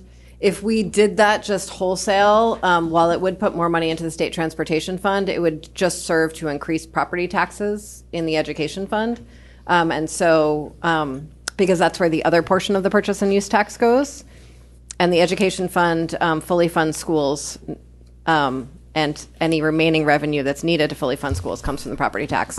So just transferring would probably not have the impacts that are desired. However, at the very end of the biennium, we were able to find, through changes in corporate tax revenue, an additional $10 and then $20 million to put into the general fund, which was then moved some revenue into the education fund. And then in doing that, we were able to move an additional $20 million into the transportation fund via the purchase and use tax. So we have covered that partially. And that was a huge step forward. Mm-hmm. We do plan to continue doing that, but we need to do it in a way that replaces the revenue that's being pulled, because otherwise we will increase property taxes on Vermonters, and I don't think any of us are looking for that. And so that additional $20 million in the transportation fund should make a big difference, particularly on the town roads fund, which is a big priority of the House Transportation Committee and the Senate. Yeah. So that, that is good news for the transportation fund.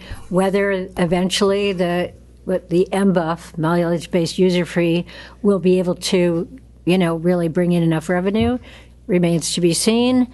But that's down the line. So I think, we need some extra income. I love the fact that you want to fully fund the transportation programs according to need, with a focus on bus, train, bicycle, and pedestrian enhancements. That's great. The other sort of thing lurking in the background is if the Congress ever gets around to reauthorizing the transportation bill, which is going to expire September 30th, I think, and they'll probably just do a continuing resolution. Those are not going to be the priorities.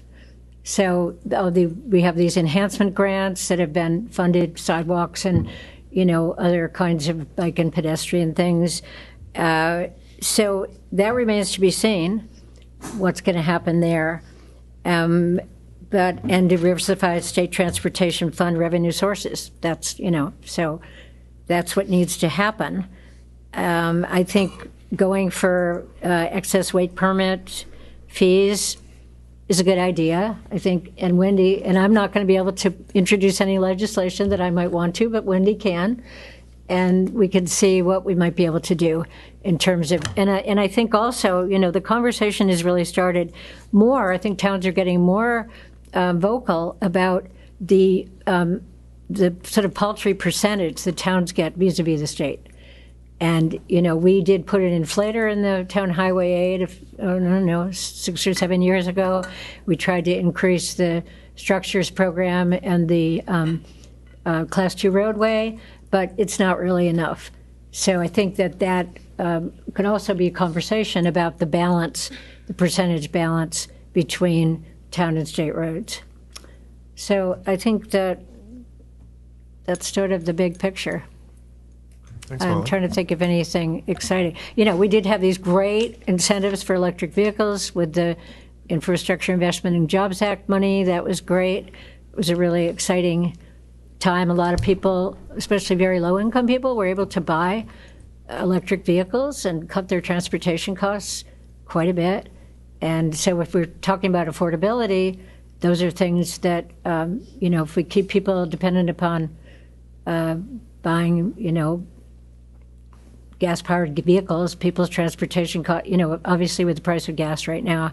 So that would be great if we had money for that, but we don't. So anyway. Yeah, I'll just add a couple of things.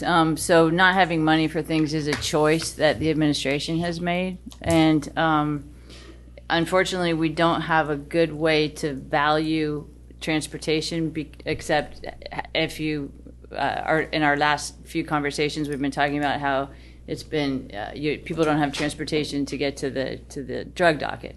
So there are benefits to transportation that are not being counted now. That we just assume that they can't get there, and oh, what a shame. So we need to find better ways, or just understand the value, and then increasing and diversifying revenue sources. I completely agree with you on that, and again, the administration has chosen not to use a mechanism. There's a bonding capability for transportation that they have not been using, and so they're going to look at using it again next year. We put that in the bill. That's really important, and it's an obvious thing to do. So, just one good news item. On transportation is that we do have a very robust level 3 charging system on our highways and on our other important roads like Route 7 that are not highways in Vermont. We're doing really well on that. I just saw there's a new charging station at the Brattleboro Co-op that I hadn't realized. I don't even know when that was put in, but that was very exciting. Yeah. The big box. I don't know if it's a level 2 or level 3. I'm not sure. I think it was a 3-year. Yeah. Well, great. Tell your friends that are visiting from out of town. Yeah. And there's a Bank of Rivian chargers up on Canal Street. And by 99, yeah, there's a lot of chargers, which is great. Excellent. Okay. All right, board, questions, comments? Yeah, good? Oh, yeah. Okay. So, I know that the local option tax was brought up a little earlier with regards of the possibility of adding one. Did I understand? Increasing it. Increasing it. And that would be on goods, on basically goods sold, taxable items sold? So the Stowe passed a charter change last year to increase their local option tax to their local option sales and meals and rooms tax to 2% from 1%, which is not something that is authorized in state law. So if the legislature approves that charter, it's sort of creating a new precedent for the level of local option tax that is allowable under state law. And so that the House moved that charter change in the hopes of creating some more space for municipalities by creating that precedent. The local option gas tax idea that was discussed last time is not implementable because gas is not, the gas tax is not levied at the station level, it's levied at the supplier level. And so the infrastructure that would need to be set up for a local option gas tax would have no guarantee of ever being paid for because the local option tax happens in sort of bits and drabs as each town digs into it. And so that did not, that proposal did not move forward because it wouldn't, it was just not implementable because it was going to be about $1 million or something, wasn't it? Yeah. You may have already answered the question I was going to ask. It wasn't so much about implementing a larger local option tax, but personally speaking, like I can tear that one apart. But can we take the local option tax that we have now and apply it to the sale of gasoline and diesel fuel? No.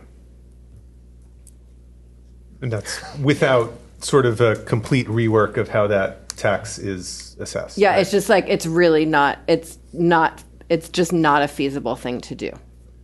And it sounded like you were saying that is because the tax is not collected sort of at the point of sale. It's not collected at the point of sale. So most sales taxes are considered trust taxes, and they're collected by the seller at the point of sale.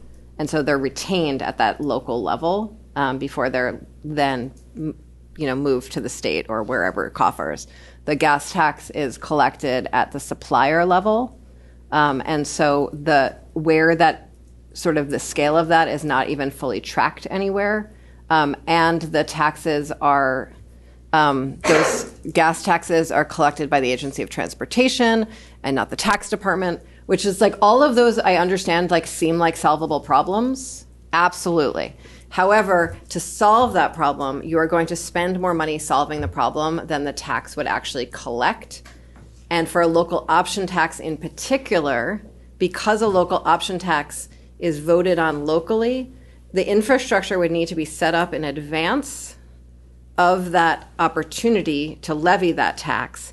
But there would be no guarantee of any revenue whatsoever on that tax when it was set up by the state, because no municipalities would have voted on it yet. And you would have no idea of the scale of revenue that it would bring in. And so it would be setting up infrastructure for, it's like what's that, Field of Dreams? I bet you like that movie. Build it and they will come. Yes. See, that's from a Canadian. You don't like that movie? You should, that seems like a movie. Do I not like that movie, please? Okay, see, I knew it. Okay, great. That's a different agenda. Okay. All right. So it's just not, like, it's, there's like this very annoying legislative expression of like, is the juice worth the squeeze? And like, on this, it is not. And so no, the answer is just no. John? But there are like so many other fun taxes that you can find. Yeah, and I'm not trying to tax our people, but they're just, I don't know.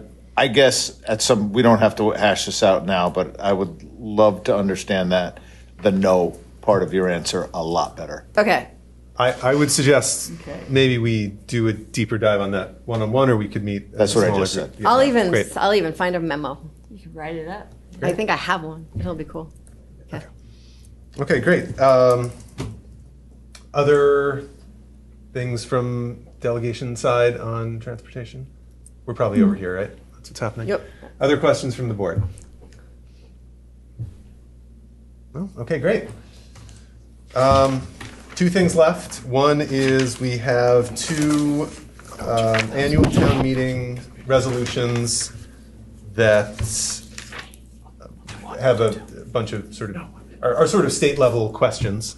So it's the question about holding federal agents accountable and the National Guard issues. So I see people pushing microphones back and forth. Now and I are fighting over who to do number one because that's the fun one. Okay. So. Well, have you? Well, I'll just thanks, Ian. So I'll just say number one is law now. Great. Ian, That's a fun one. Ian offered to represent anybody who wants to sue the feds. I'm just kidding. He didn't say that. But yes, that's law. It started off in the House. Ian What did is a lot number of- one, so that everyone watching Number at home one knows what we allows- put into law? allows people to sue federal officers federal employees in state court rather than federal court. You couldn't do that before. You could do it for state and local officials, but now you can do it for the feds. We're the first state in the country to have such a law. Excellent. How about number two? Yeah, and just because I can't help myself, I'm talking on number one. And it's, it was one of a number of bills that was introduced in the legislature last session, kind of in response to federal action. And this is one that, could make a big difference. So it's very exciting. And we'll see how it's tested, because this is inevitably going to be tested in the courts. So we'll see what happens. As to number two, so this is, I can read this one. Ensuring that a bill proposing to require the governor to review every order to place a unit of the Vermont National Guard in federal active duty status for service in a military conflict to determine whether that order was issued in conformance with the requirements of the U.S. Constitution be given a fair hearing in the state legislature. It's a long sentence. So this is a bill. I'm assuming the bill last session sort of captured the essence of this one. It sat on the wall of the Committee of Jurisdiction in the House, which is Government Operations and Military Affairs. Obviously, because of that second part of that committee's title, there was a lot of interest from community members in Brattleboro and across the state to have that bill be heard. And by heard, I mean have testimony taken on it, kind of have it go through the legislative process starting at the committee level. And that didn't happen. So I think what I can speak to on this item is that, and by I mean I can think for the delegation, is that that committee will inevitably have new leadership this coming session, because the chair of that committee is not running again, and so you never know who's going to be the chair of any committee. It's up to the speaker when you have a new biennium, and we're going to have a new speaker this one. But I can tell you that the potential people who it could be, and also whoever it will be, that this is something that we will make sure is something that they will take up and have do that process of taking testimony. And I think that if it is someone that I think it could be, we've already had conversations with at least the individuals who it could be. But that said, I do want to hedge that a little bit and just say you never really know who could be the chair of a committee. But and so I would anticipate this being introduced again by maybe more than one rep and or senator. And so it will go back to the Committee of Jurisdiction and it will get its day in court. And I'll just add, my understanding was there was just a bill introduced in the House this last biennium, and it might be useful for community members who this is really important to make sure there's a bill introduced in the Senate as well. Yeah. Great. Board, questions or comments? Then we will move it. Oh, go ahead. No?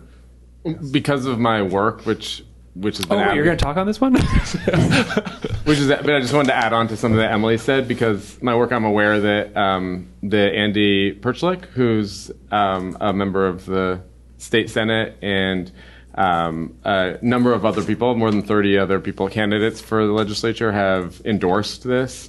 So I would be surprised if it weren't introduced in the Senate in the new session.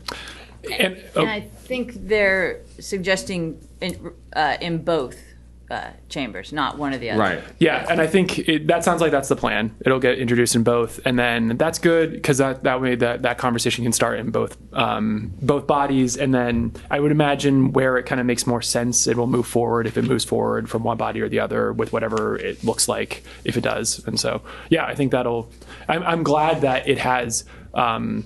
It has a path to at least have the conversation, which I think is a very reasonable ask. So I feel confident on that. Great. Well, then let's move ahead to our last item, which is just a very small charter check-in, which is basically, I think, to tee it up, there are the 2 charter petitions sitting at the state level right now. There's also, I think, the very strong expectation that we will, at least be putting a draft charter to a vote in the next, before the end of the session, and then you guys will have that. So what does this look like from a state perspective? Are there any questions or thoughts from the state side towards the town side?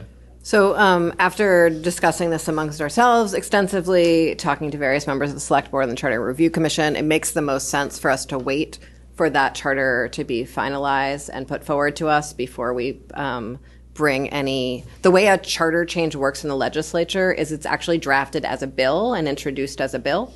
And so we would wait to have any bills drafted until that charter is finalized and approved by the town. And then we would put that charter forward as a piece of legislation. Charters are the only one of the only pieces of legislation that are not subject to something called a crossover deadline or a drafting deadline. And so they can be introduced at any time in the session, unless they are very controversial. Statewide, they can be very controversial at the municipal level and move quickly. If they are sort of a new statewide idea, like, say, youth voting or non-citizen voting or something like that, or like guns in bars, all of those things can get. Please. Is that a thing? That's at Burlington. Burlington Yeah. charter. So charter changes that are sort of nationally or state level controversial can take a very long time to move forward.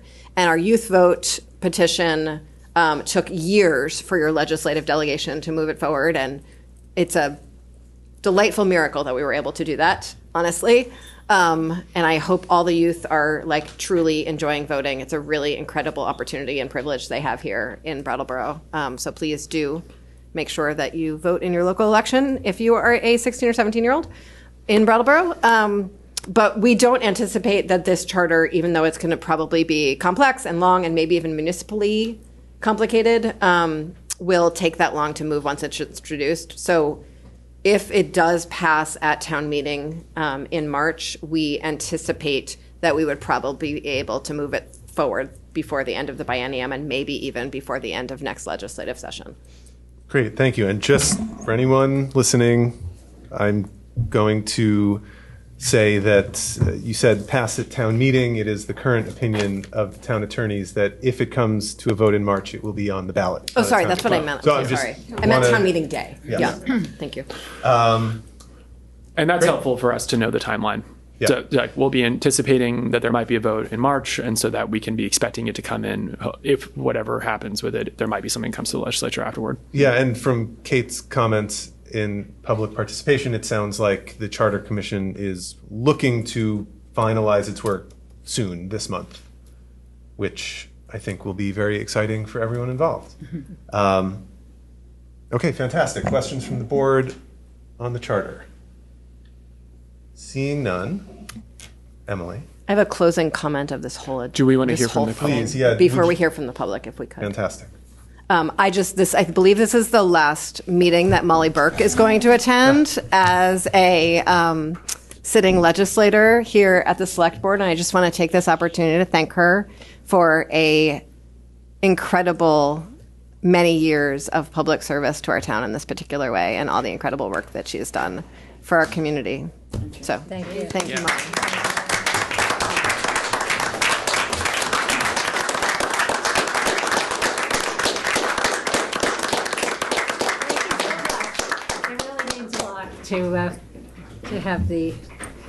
to have your support, and I think it's great that we have this relationship, town, state, trying to bring things together, and I've really appreciated that what the Select Board has been interested in. So, thank you. Thank you, Molly, and thank you, Emily, for saying that. All right, let's hear from the public. For everyone who sat here so patiently, any questions or comments? Chief Evans has a question or comment.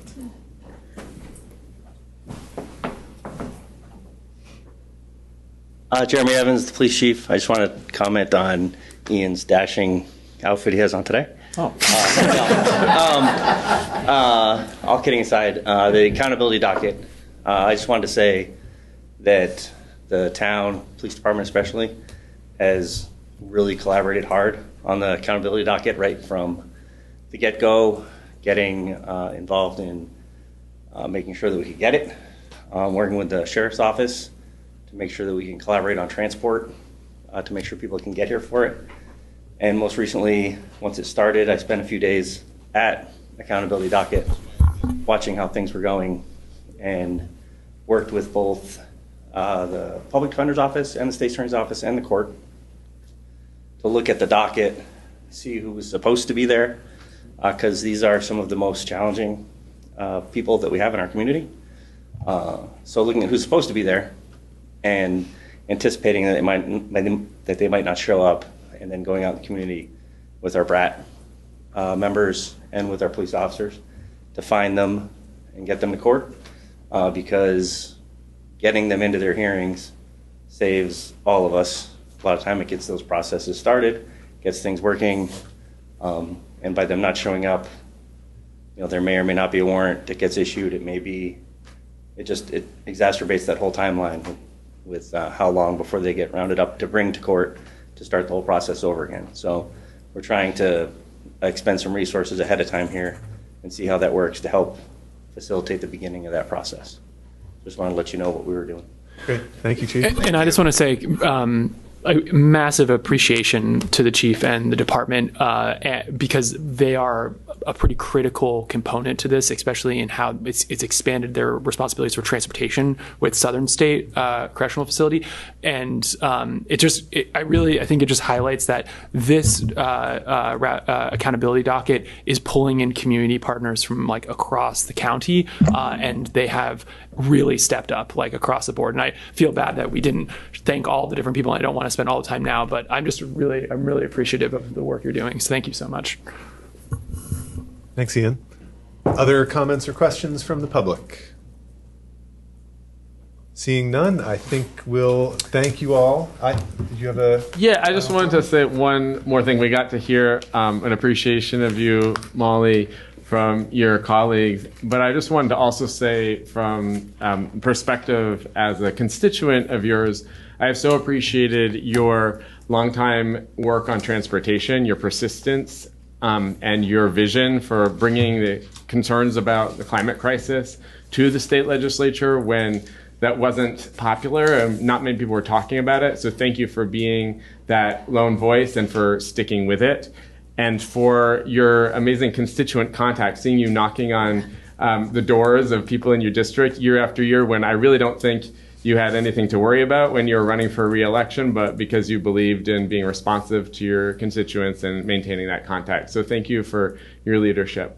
I met a lot of really great people. Yeah, and we do need to do more on the climate issue. It's sort of fading a little bit because of various reasons, but... Fading in interest as every country is on fire also. Yeah, exactly. So, right. I think there's still a lot of interest. Yeah. Well, thank you all so much for coming, spending the time. Us. It was a great conversation, and I assume anyone who's interested in more can reach out to any of you individually or any of us and have a much longer conversation.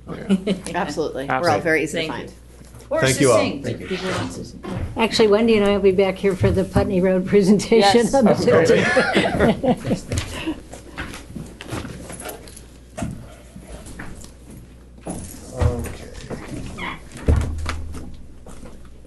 All right, thanks to everyone for waiting. I know we ran long there. I think we may be able to move kind of quick going forward. We'll see. The Detman Bridge grant is next up. I think, Brian, are you going to be helping us out?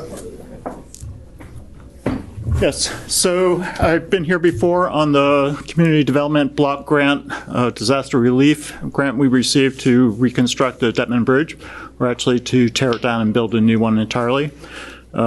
We've been working on getting the environmental release, which should be complete in 2 more weeks.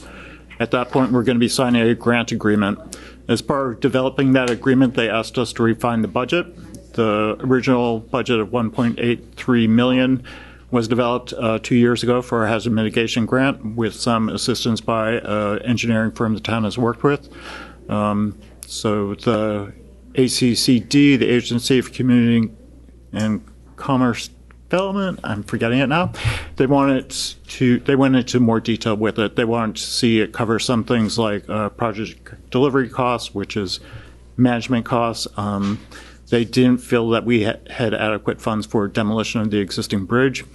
So we added in funds for demolition based on the cost of the demolition of McNeil's, and then some project performance, which we actually anticipate some of those costs are going to be done in-house. Similarly, the cost of demolition, again, I used McNeil's because that's a fairly challenging site, and depending on permitting, demolition might be challenging here.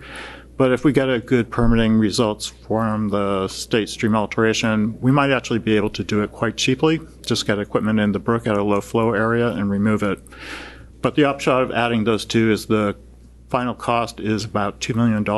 I think that's a really conservative and realistic cost, and I think there are opportunities for doing some value engineering based on the other bridge in Tri-Park that was replaced, that we could actually bring the construction cost down. We'll definitely look at some areas where we can do some things internally. And of course, in some cases, there's just such value in hiring out that we'll do that. But the state does want to make sure that the town will commit to the full cost of the project. And, you know, that's the full cost at a conservative number. And we have to sign off on that agreement before we can actually sign off on the grant agreement itself. Great. Thank you, Brian. So, summing up my understanding, we are committing to this extra about $250,000 in actual spending by the town. We will make efforts to secure grants, but there's no guarantee of that. If we do end up having to pay this extra cost, this is just something we will work into the capital projects plan, and that other priorities might then, lower priorities might then slide to another year. Is that roughly the shape? Yes, and in addition, what Brian was saying is we will try to value engineer it and bringing the cost down so that we don't need to spend additional funding. And I think the other component for me is that this is a brand new critical bridge to a place that is home to 4 or 5% of the total population of the town. So even if we have to spend all this money, we're getting a really important $2 million bridge for a tenth the price. And as Representative Kornheiser mentioned, we want it to be able to take a mobile manufactured home across that bridge. So, great. Other questions from the board? I think you hit everything, Oscar. And I mean, also in the memo, it was noted like the cost and the necessity to evacuate people from there because of the bridge and its like inability to withstand a certain level of flooding, right? Yes, undersized for conveying floodwaters. Currently, yeah. Well, so that's what I mean, just like another impetus to even, there's costs incurred even if this replacement weren't going to go forward and we need the replacement. Great. Amanda? Hi, thank you. I wondered, Brian, you mentioned some of the costs we could do in-house. So does that mean through our Department of Public Works? Maybe asking a stupid question. Oh, you're exactly. Would be Public Works, and some of planning would be doing some of the reporting work in-house as well. Oh, great. Thank you. Great. Well, I would accept a motion from a member of the board. It should be in the administrative report. I'll motion. I'll motion to authorize the town manager to commit $256,725 towards the local match for a $1.7 million community development block grant disaster relief from the Agency of Commerce and Community Development for the replacement of the Detman Drive Bridge. Great. Any comments or questions from the public? Sue.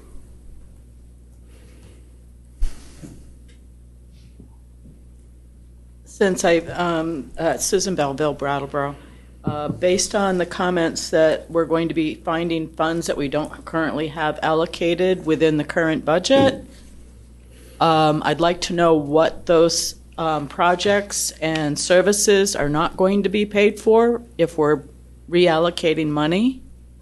I'd like a detailed list of what that looks like so we as taxpayers can know what is not going to get done based on what we approved at town meeting for a budget.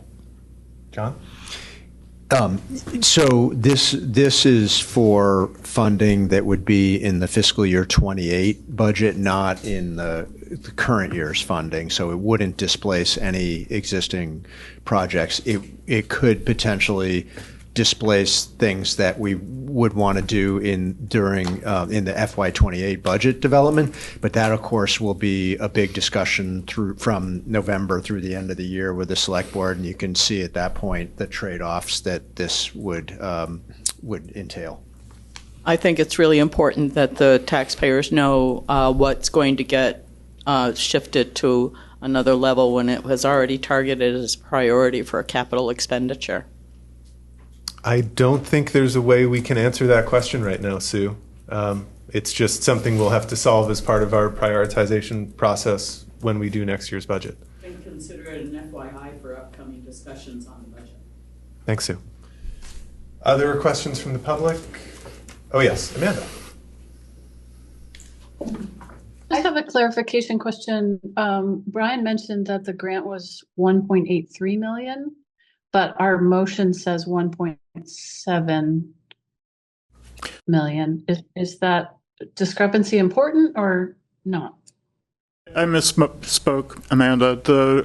We made two grant applications. One was for 1.83 million, and that was an oversubscribed grant, and we did not receive that. Then we made the community development block grant application, again for 1.83 million. They were not able to award the full amount, so they awarded 1.7 million. And so we're going for that gap at this point. Okay, sorry for my misunderstanding.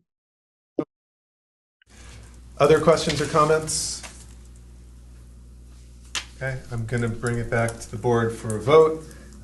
Peter has moved to authorize the town manager to commit $256,725,000 towards the local match for a $1.7 million community development block grant disaster relief from the Agency of Commerce and Community Development for the replacement of the Detman Drive Bridge. All board members in favor, please raise your hand and say aye. Aye. Aye. That carries 5-0. Thank you, Brian. Yes, thanks, Brian. Okay, solid waste RFPs. Who are we having today? Yep. Dan Tyler and Pete Lynch are going to join us to discuss the progress that they've been making on solid waste. Great. Welcome, gentlemen. I think Stephen Dotson is online as well. Excellent. Thank you. Good evening. Thanks for having us. And yeah, Stephen is here with us, and he'll have some input as the discussion goes on. So we're back to talk about trash. And while we had a short hiatus, we have some important work ahead of us, and we wanted to come to the board and talk to you about where we're at. So back in April, you folks allowed us to sign a contract with Casella that essentially ends at the end of this fiscal year. And that contract had very little impact on the community, and it kept the budget at reasonable figures. And at the same time, the town of Brattleboro Public Works took on weekly compost pickup. And I'm very, very excited to sit here and say to you that that program is going very well. The people that we have on the truck and collecting daily have great buy-in and are working very hard to connect with our citizenry. So we're feeling really good about both financially and from a programmatic standpoint that things are going well. Soon after the budget passed and we started working towards the latest contract, John came to Public Works and asked that we start to prepare something for the upcoming years, fiscal years, in terms of a solid waste contract. He challenged us to address the items that we heard during previous meetings over the last 18 or 20 months. He challenged us to engage with contractors, many contractors, both small and big, to better understand how they could facilitate business within our area. And he really challenged us to come back to the board during budget season with figures that would be appropriate, so as you folks are budgeting for the next fiscal year, you will have something in place. And so, along with the planning department and a member of the community, a few of us sat down and started working in May towards how we might come up with solutions and eventually have an RFP that we could put out that would address all those things that I've previously spoken about. We understood pretty quickly that on our own, we had a lot of questions as a group and tried to understand what direction might look like. And we felt like it was in our best interest to put out a request for information and solicit as many of the local and area contractors as we could to understand what their capabilities were and what they might be inclined to engage with us on over a bidding process. So I'm going to ask Dan if he'd be willing to talk about the RFI, and then Stephen to talk about the RFP, and I'll wrap it up with a timeline.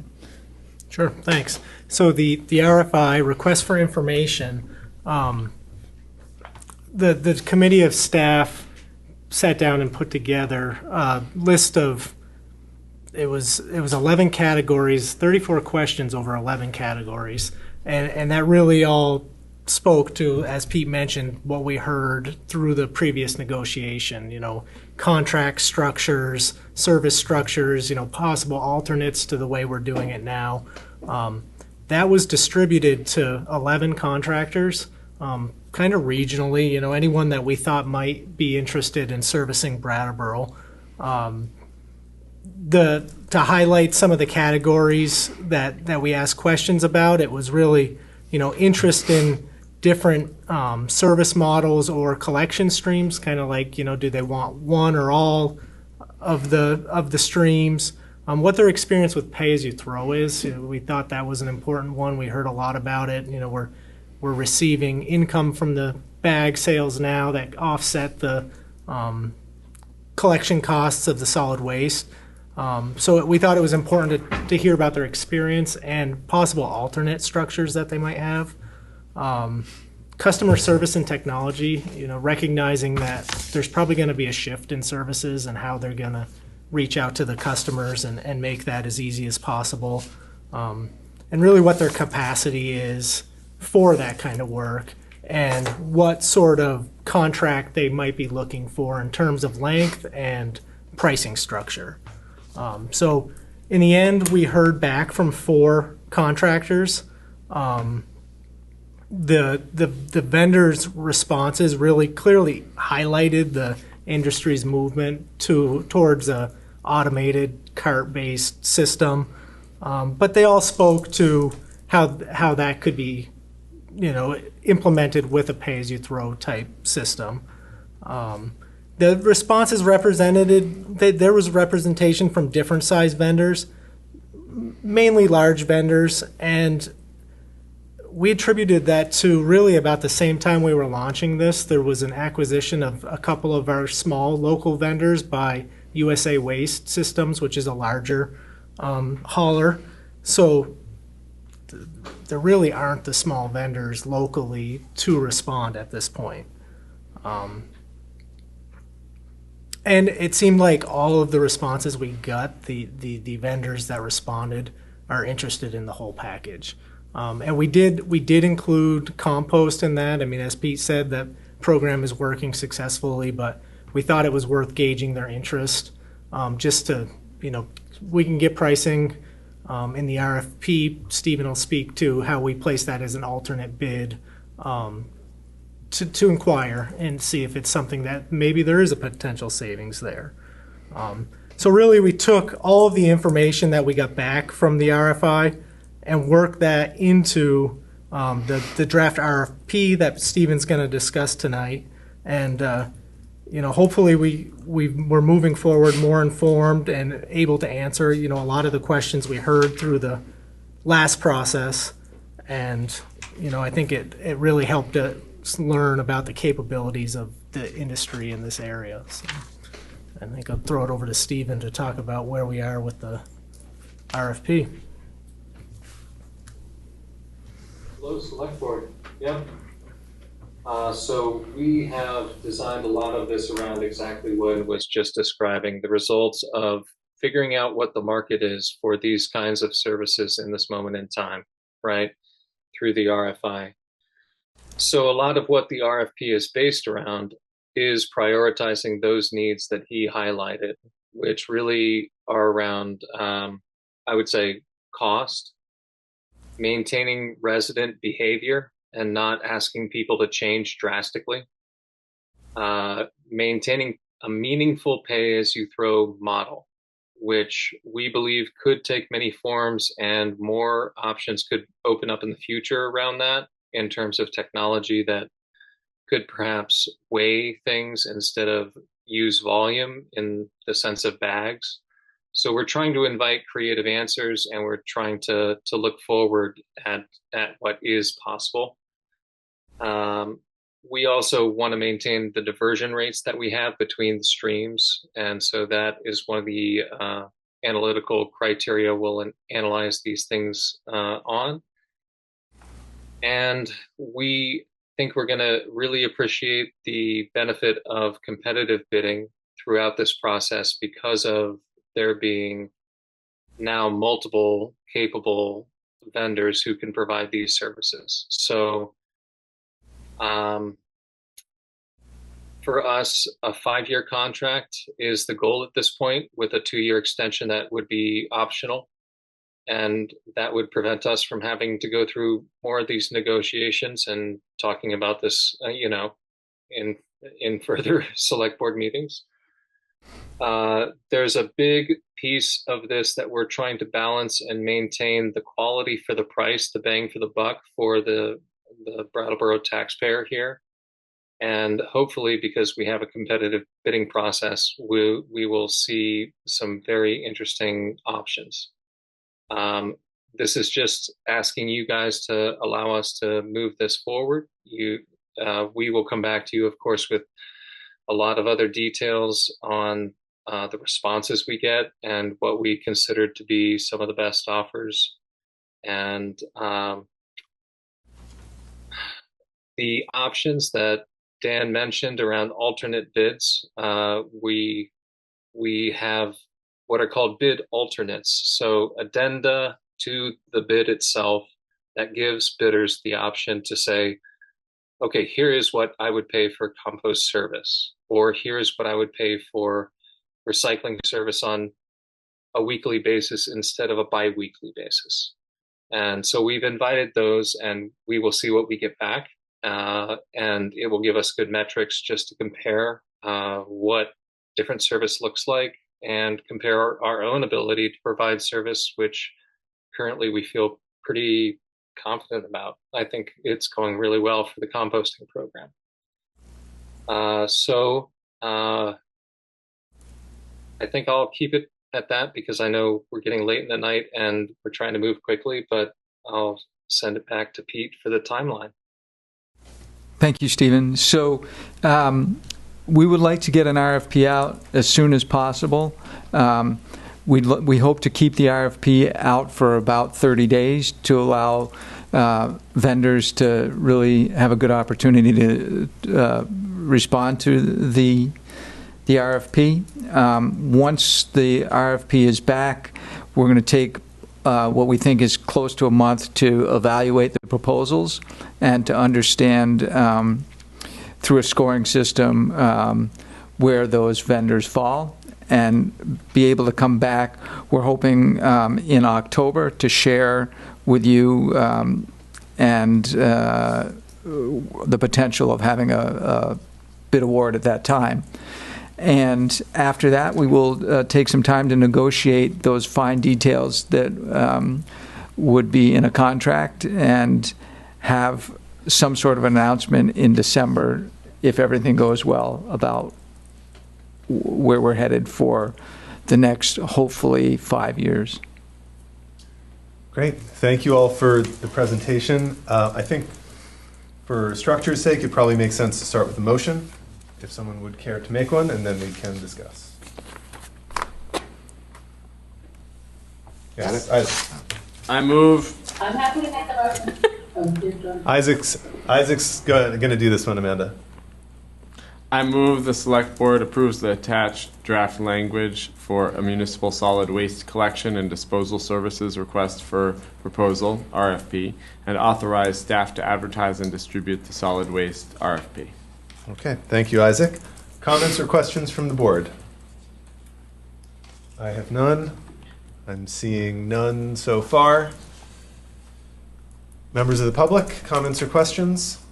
There are only 3 people in the room for anyone watching. Oh, spoiler, man.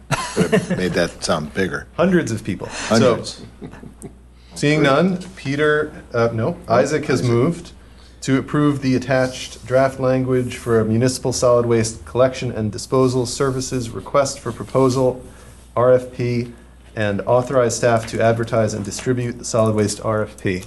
All in favor, please raise your hand and say aye. Aye.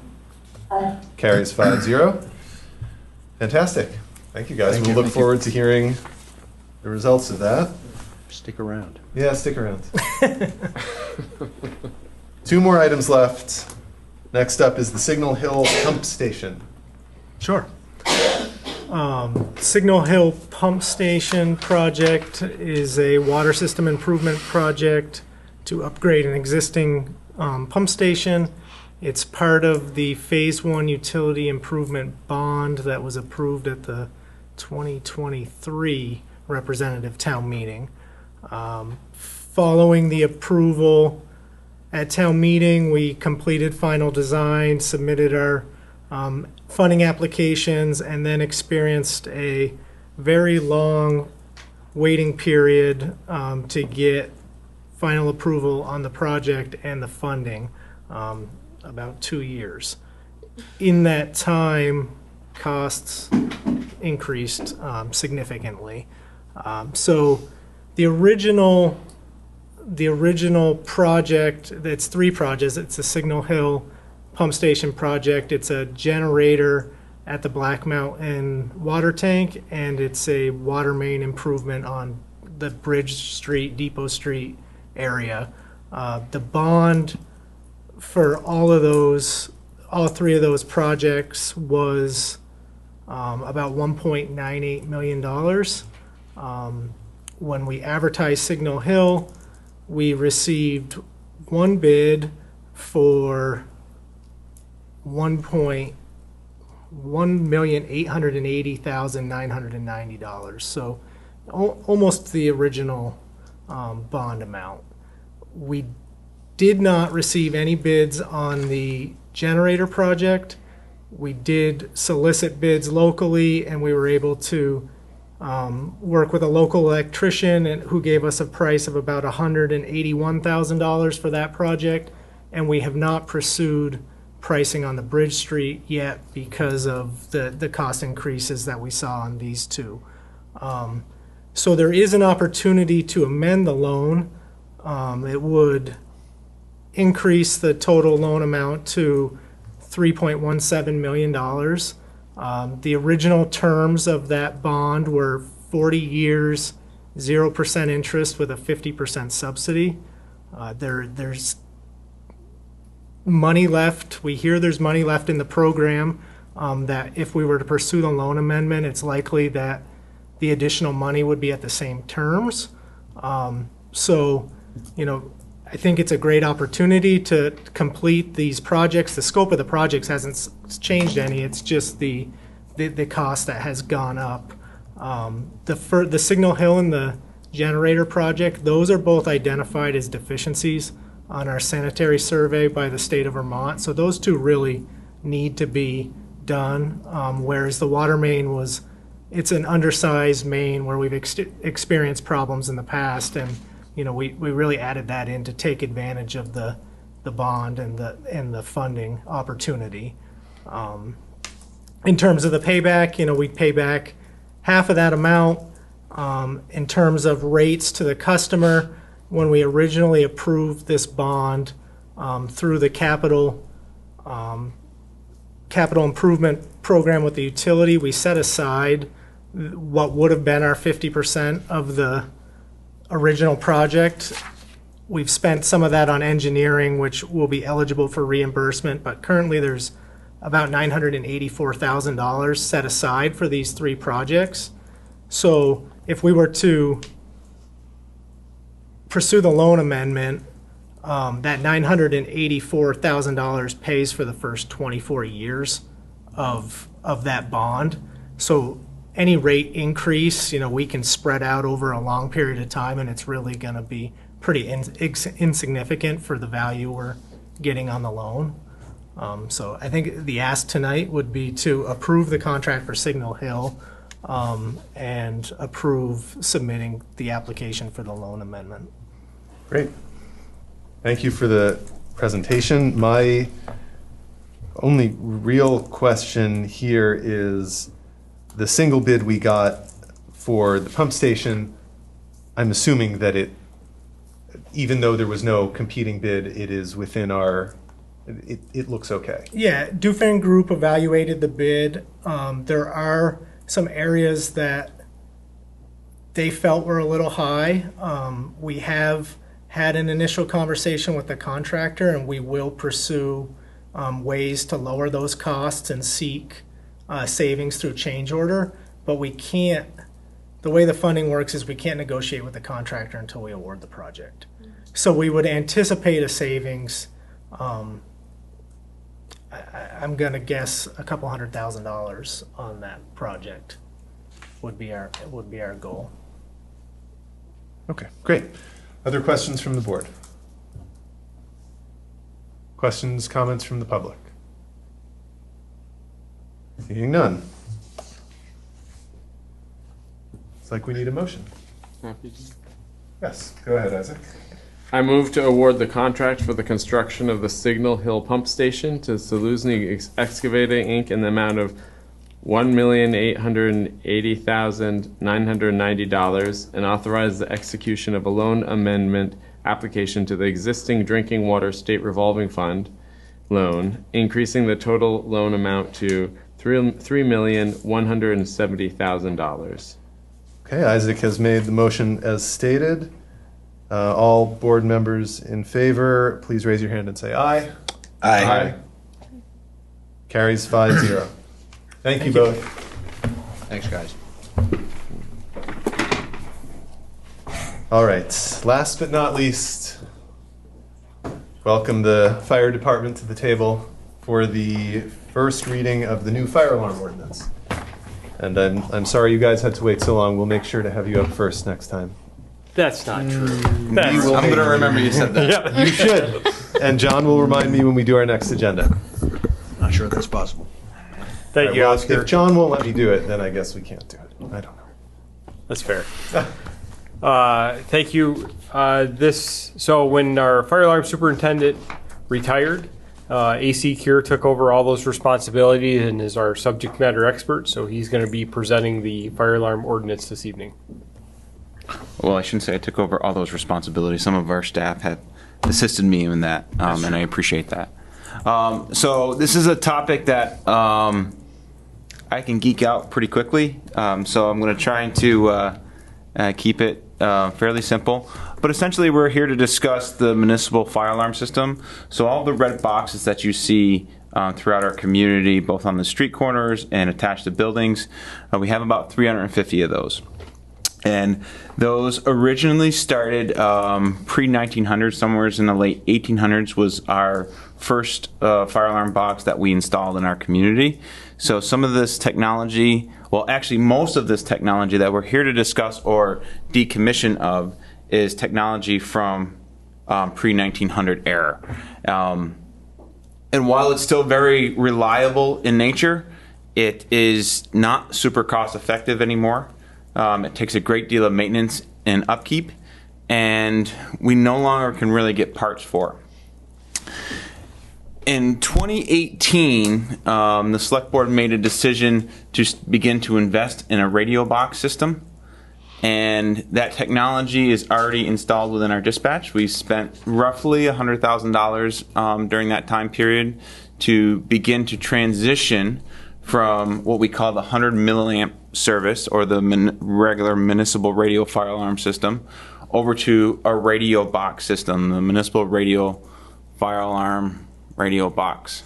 And that utilizes FM technology through some repeater systems to essentially deliver the same alarm. All alarms are received through dispatch in our central fire station.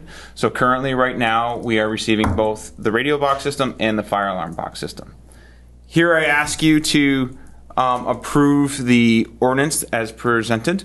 However, I will say, before I go too much further, the ordinance that you have is in the backup material is an edited version. I'm not sure how that version, it is 100% accurate to the version. It just has some edits in it from town council. I have the actual ordinance here without any edits in there for you if you so choose, or if anybody from the public would also like that. So going back into a little bit more of this system, like I talked about the municipal fire alarm system, great deal of maintenance. We no longer have that fire alarm superintendent, so we no longer have that position to maintain the services in our community. Those services require testing quarterly. We're not really able to do that anymore. The radio alarm fire alarm box does that automatically. We're going to immediately start to see a reduction in cost to this system, making this switch over. The reason I come here today to explain all of this is while we instituted this technology in pre-1900s, there's been no real ordinance to say you are required to have a municipal box or a radio box connected to the town system. I don't know how or why that's always been the place. I suspect because there's a significant cost savings to the building owner to have their fire alarm system tied to the town system. Nobody's really ever bucked that system to say, no, I don't want to do that. So we're at a point where industry standards are changing so rapidly. We have a lot of vendors coming into our community that will adhere to the NFPA and then be surprised when they realize, oh, there's this other technology that I can install in this building that will be much better for the community and much better for the end user, the owner of the building. So to clarify that and to simplify all the means, defining that in our ordinances will be very beneficial, not only as a cost savings to the end user, but a cost savings to the community by defining how we manage that system. The system that I like is defined in the ordinance in a nutshell. Will require all of the existing users utilizing the 100 mil system or the municipal radio box system, the municipal fire alarm box system, sorry, to make that switch over within 5 years, June 30th of 2031. At the end of June 30th, 2031, we will decommission the 100 mil system and be solely reliant upon the radio box system. There is a service charge for the radio box system after 2031. So we will, any existing user that is utilizing the 100 mil system, they'll install the radio box. That service will be provided for them for free until they either change occupancy of the building or change building owner. For anybody that installs the radio box system after 2030, there will be a $100 annual fee applied to that radio box for the monitoring services. This should, well, that seems like a lot of money. It's designed in nature so that we have 350 radio municipal boxes in town. Our idea is that we begin to have occupancies begin to make that transfer over to the radio box system sooner than later, so that in the last year of this ordinance change, we don't have to close out 350 radio boxes.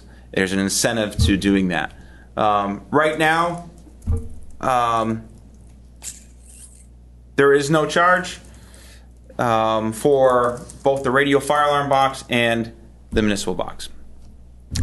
Some people will ask, well, who needs to have a radio box? What defines that? That's defined in NFPA 101. So NFPA 101 defines life safety code.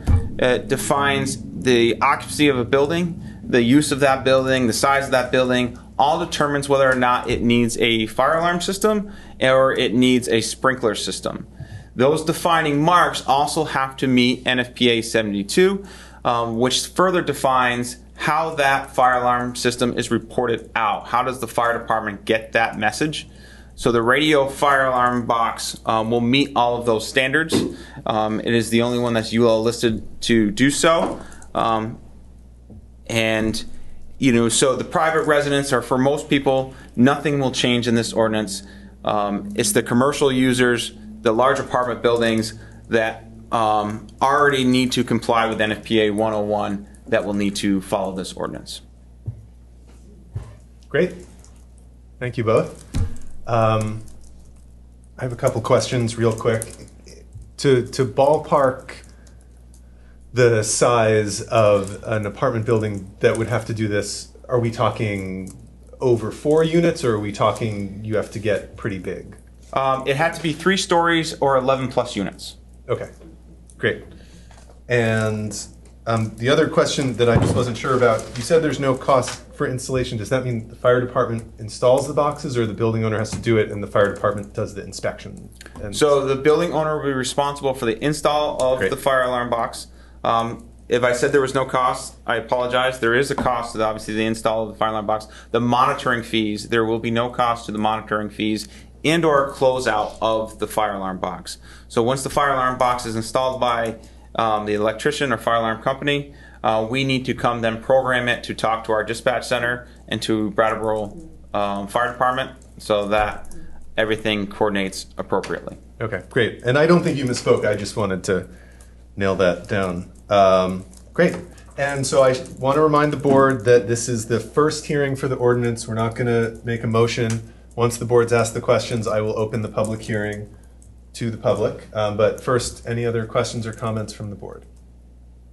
You already answered all my questions, Chuck. I didn't even get to geek out about it at all. So maybe later, right? Yeah. That's probably what the second reading is for. I think, right? All right. Well, I'm going to officially open the public hearing on the first reading of the fire alarm ordinance. Any members of the public with questions or comments?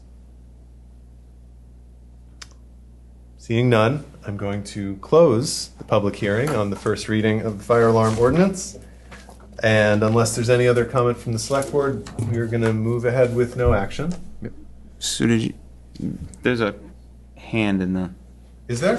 I just thought of it. Oh, please. We got to reopen. I'll reopen the public hearing. I do apologize, because it hits me personally. So an existing 3-unit building that doesn't currently have a centralized fire alarm system other than the hardwired smoke and carbon monoxide detectors, they're not going to be required to retrofit? NFPA 101 wouldn't define that you have a fire alarm system that calls outside. So a typical 3-unit apartment building would only require what you just described, fire, smoke detection, carbon monoxide detection. Okay. I mean, it's a 3-story, not a 3-unit. It's a 2-unit with 3 stories. Yes. Yep. That would, your building would not require the upfit under existing occupancy. If you did major renovations to that building, it would then meet the new apartment building listing and wouldn't be required to. Okay. Thank you. Thanks, Sue. Any other comments or questions? Well, I'm going to close the public hearing first. Any other comments or questions from the public? Seeing none, I will reclose the public hearing on the ordinance, and then Isaac. Well, my questions were actually about this particular ordinance. Yes, no, we're still going. I just have to officially open and close okay. the public parts. All right. So thank you, Chet, for that explanation. And forgive me if these questions you already answered. Nope. But quite all right. the municipal boxes, the red boxes around town. Yes. what's the plan for getting those so they're not just there, people thinking that they work when they don't? Great question. So many of those boxes that are attached to buildings will still continue to work. We'll use a micro switch, which is just a little electronic switch that will be embedded into that, and it will trigger the radio box. So most of that hardware, the actual box itself will be attached, and you pull that and you won't notice any difference. The street boxes, we call them, the ones that are in front of buildings, on the corner of the sidewalks and things. Unfortunately, with cell phone technology, if we receive one of those boxes, it's usually in a malicious pull and or a car accident into the side of that box. And we've begun decommissioning those as they stand already, as they become damaged and so forth. Well, and that was my other question: is why do we need these with cell phones being so prevalent? Why do we need to be dealing with these radio alarm boxes? So the radio boxes are great technology, one, for early notification on any of emergency, but they also pinpoint out specifically what that emergency is. For example, this building has a radio fire alarm box. If the fire alarm system goes off in this building and identifies that the second floor sprinkler flow is activated, instead of just getting the address of 230 Main Street, we get the address immediately, 230 Main Street, second floor sprinkler flow. We can further define that out in the radio box system where we utilize it in the Memorial Park, where if somebody pulls the AED off the hook, we immediately know and able to send an ambulance there immediately upon somebody pulling that AED out, specifically knowing it's an AED activation. Thank you. So when I heard radio alarm box, I'm thinking of somebody making a call like they did with the call box. It's a totally different thing. Yeah, it's much more identifying the nature of the actual emergency that's taking place, specifically the location and the nature of the emergency. So it doesn't depend on a human being taking some action. Negative. Necessarily. Okay, thank you. Great. Any other questions or comments? I was just kind of off of Sue's question there. So is it essentially, I heard when you said 3 stories or in excess of 11 units. So if it's 3 stories under 11 units, is it exempt, or is it only exempt under current occupancy?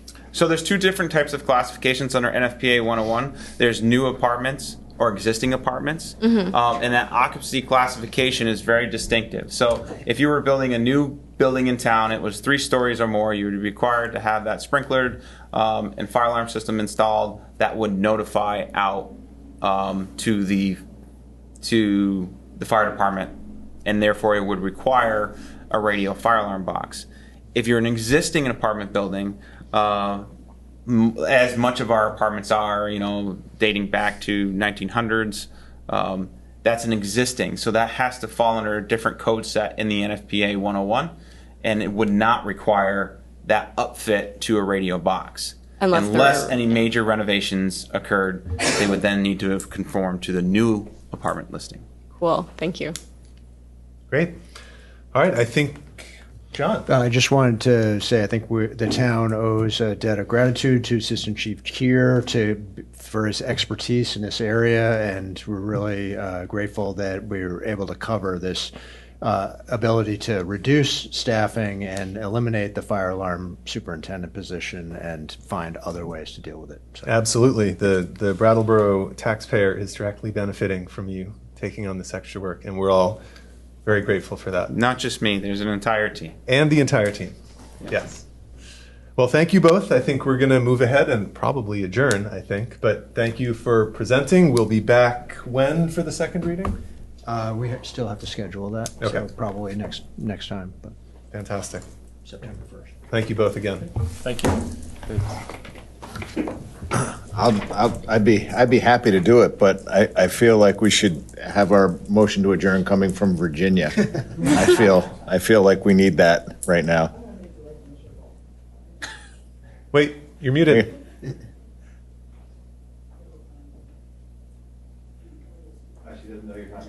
No. Sorry about that. Well, I feel so honored, and I'm sorry I'm not there in Vermont. Anyway, I move to adjourn. It is moved to adjourn. All in favor, please say aye. Aye. Thank you. Thank you to everyone, including Seth and John Oh, yeah. and everyone else. BCTV. And BCTV. And Amanda. Yep. And Heidi and Eric. Take care, Amanda. Good night, everyone. Bye, guys. Figure out with Amanda because she's not here to sign We don't need it. Okay, great. Oh, hang on, there's signatures. I know. Just one? Well, you get an extra, Oscar. I know you know. And then did she leave the pilot letters on your desk? Yeah, I did.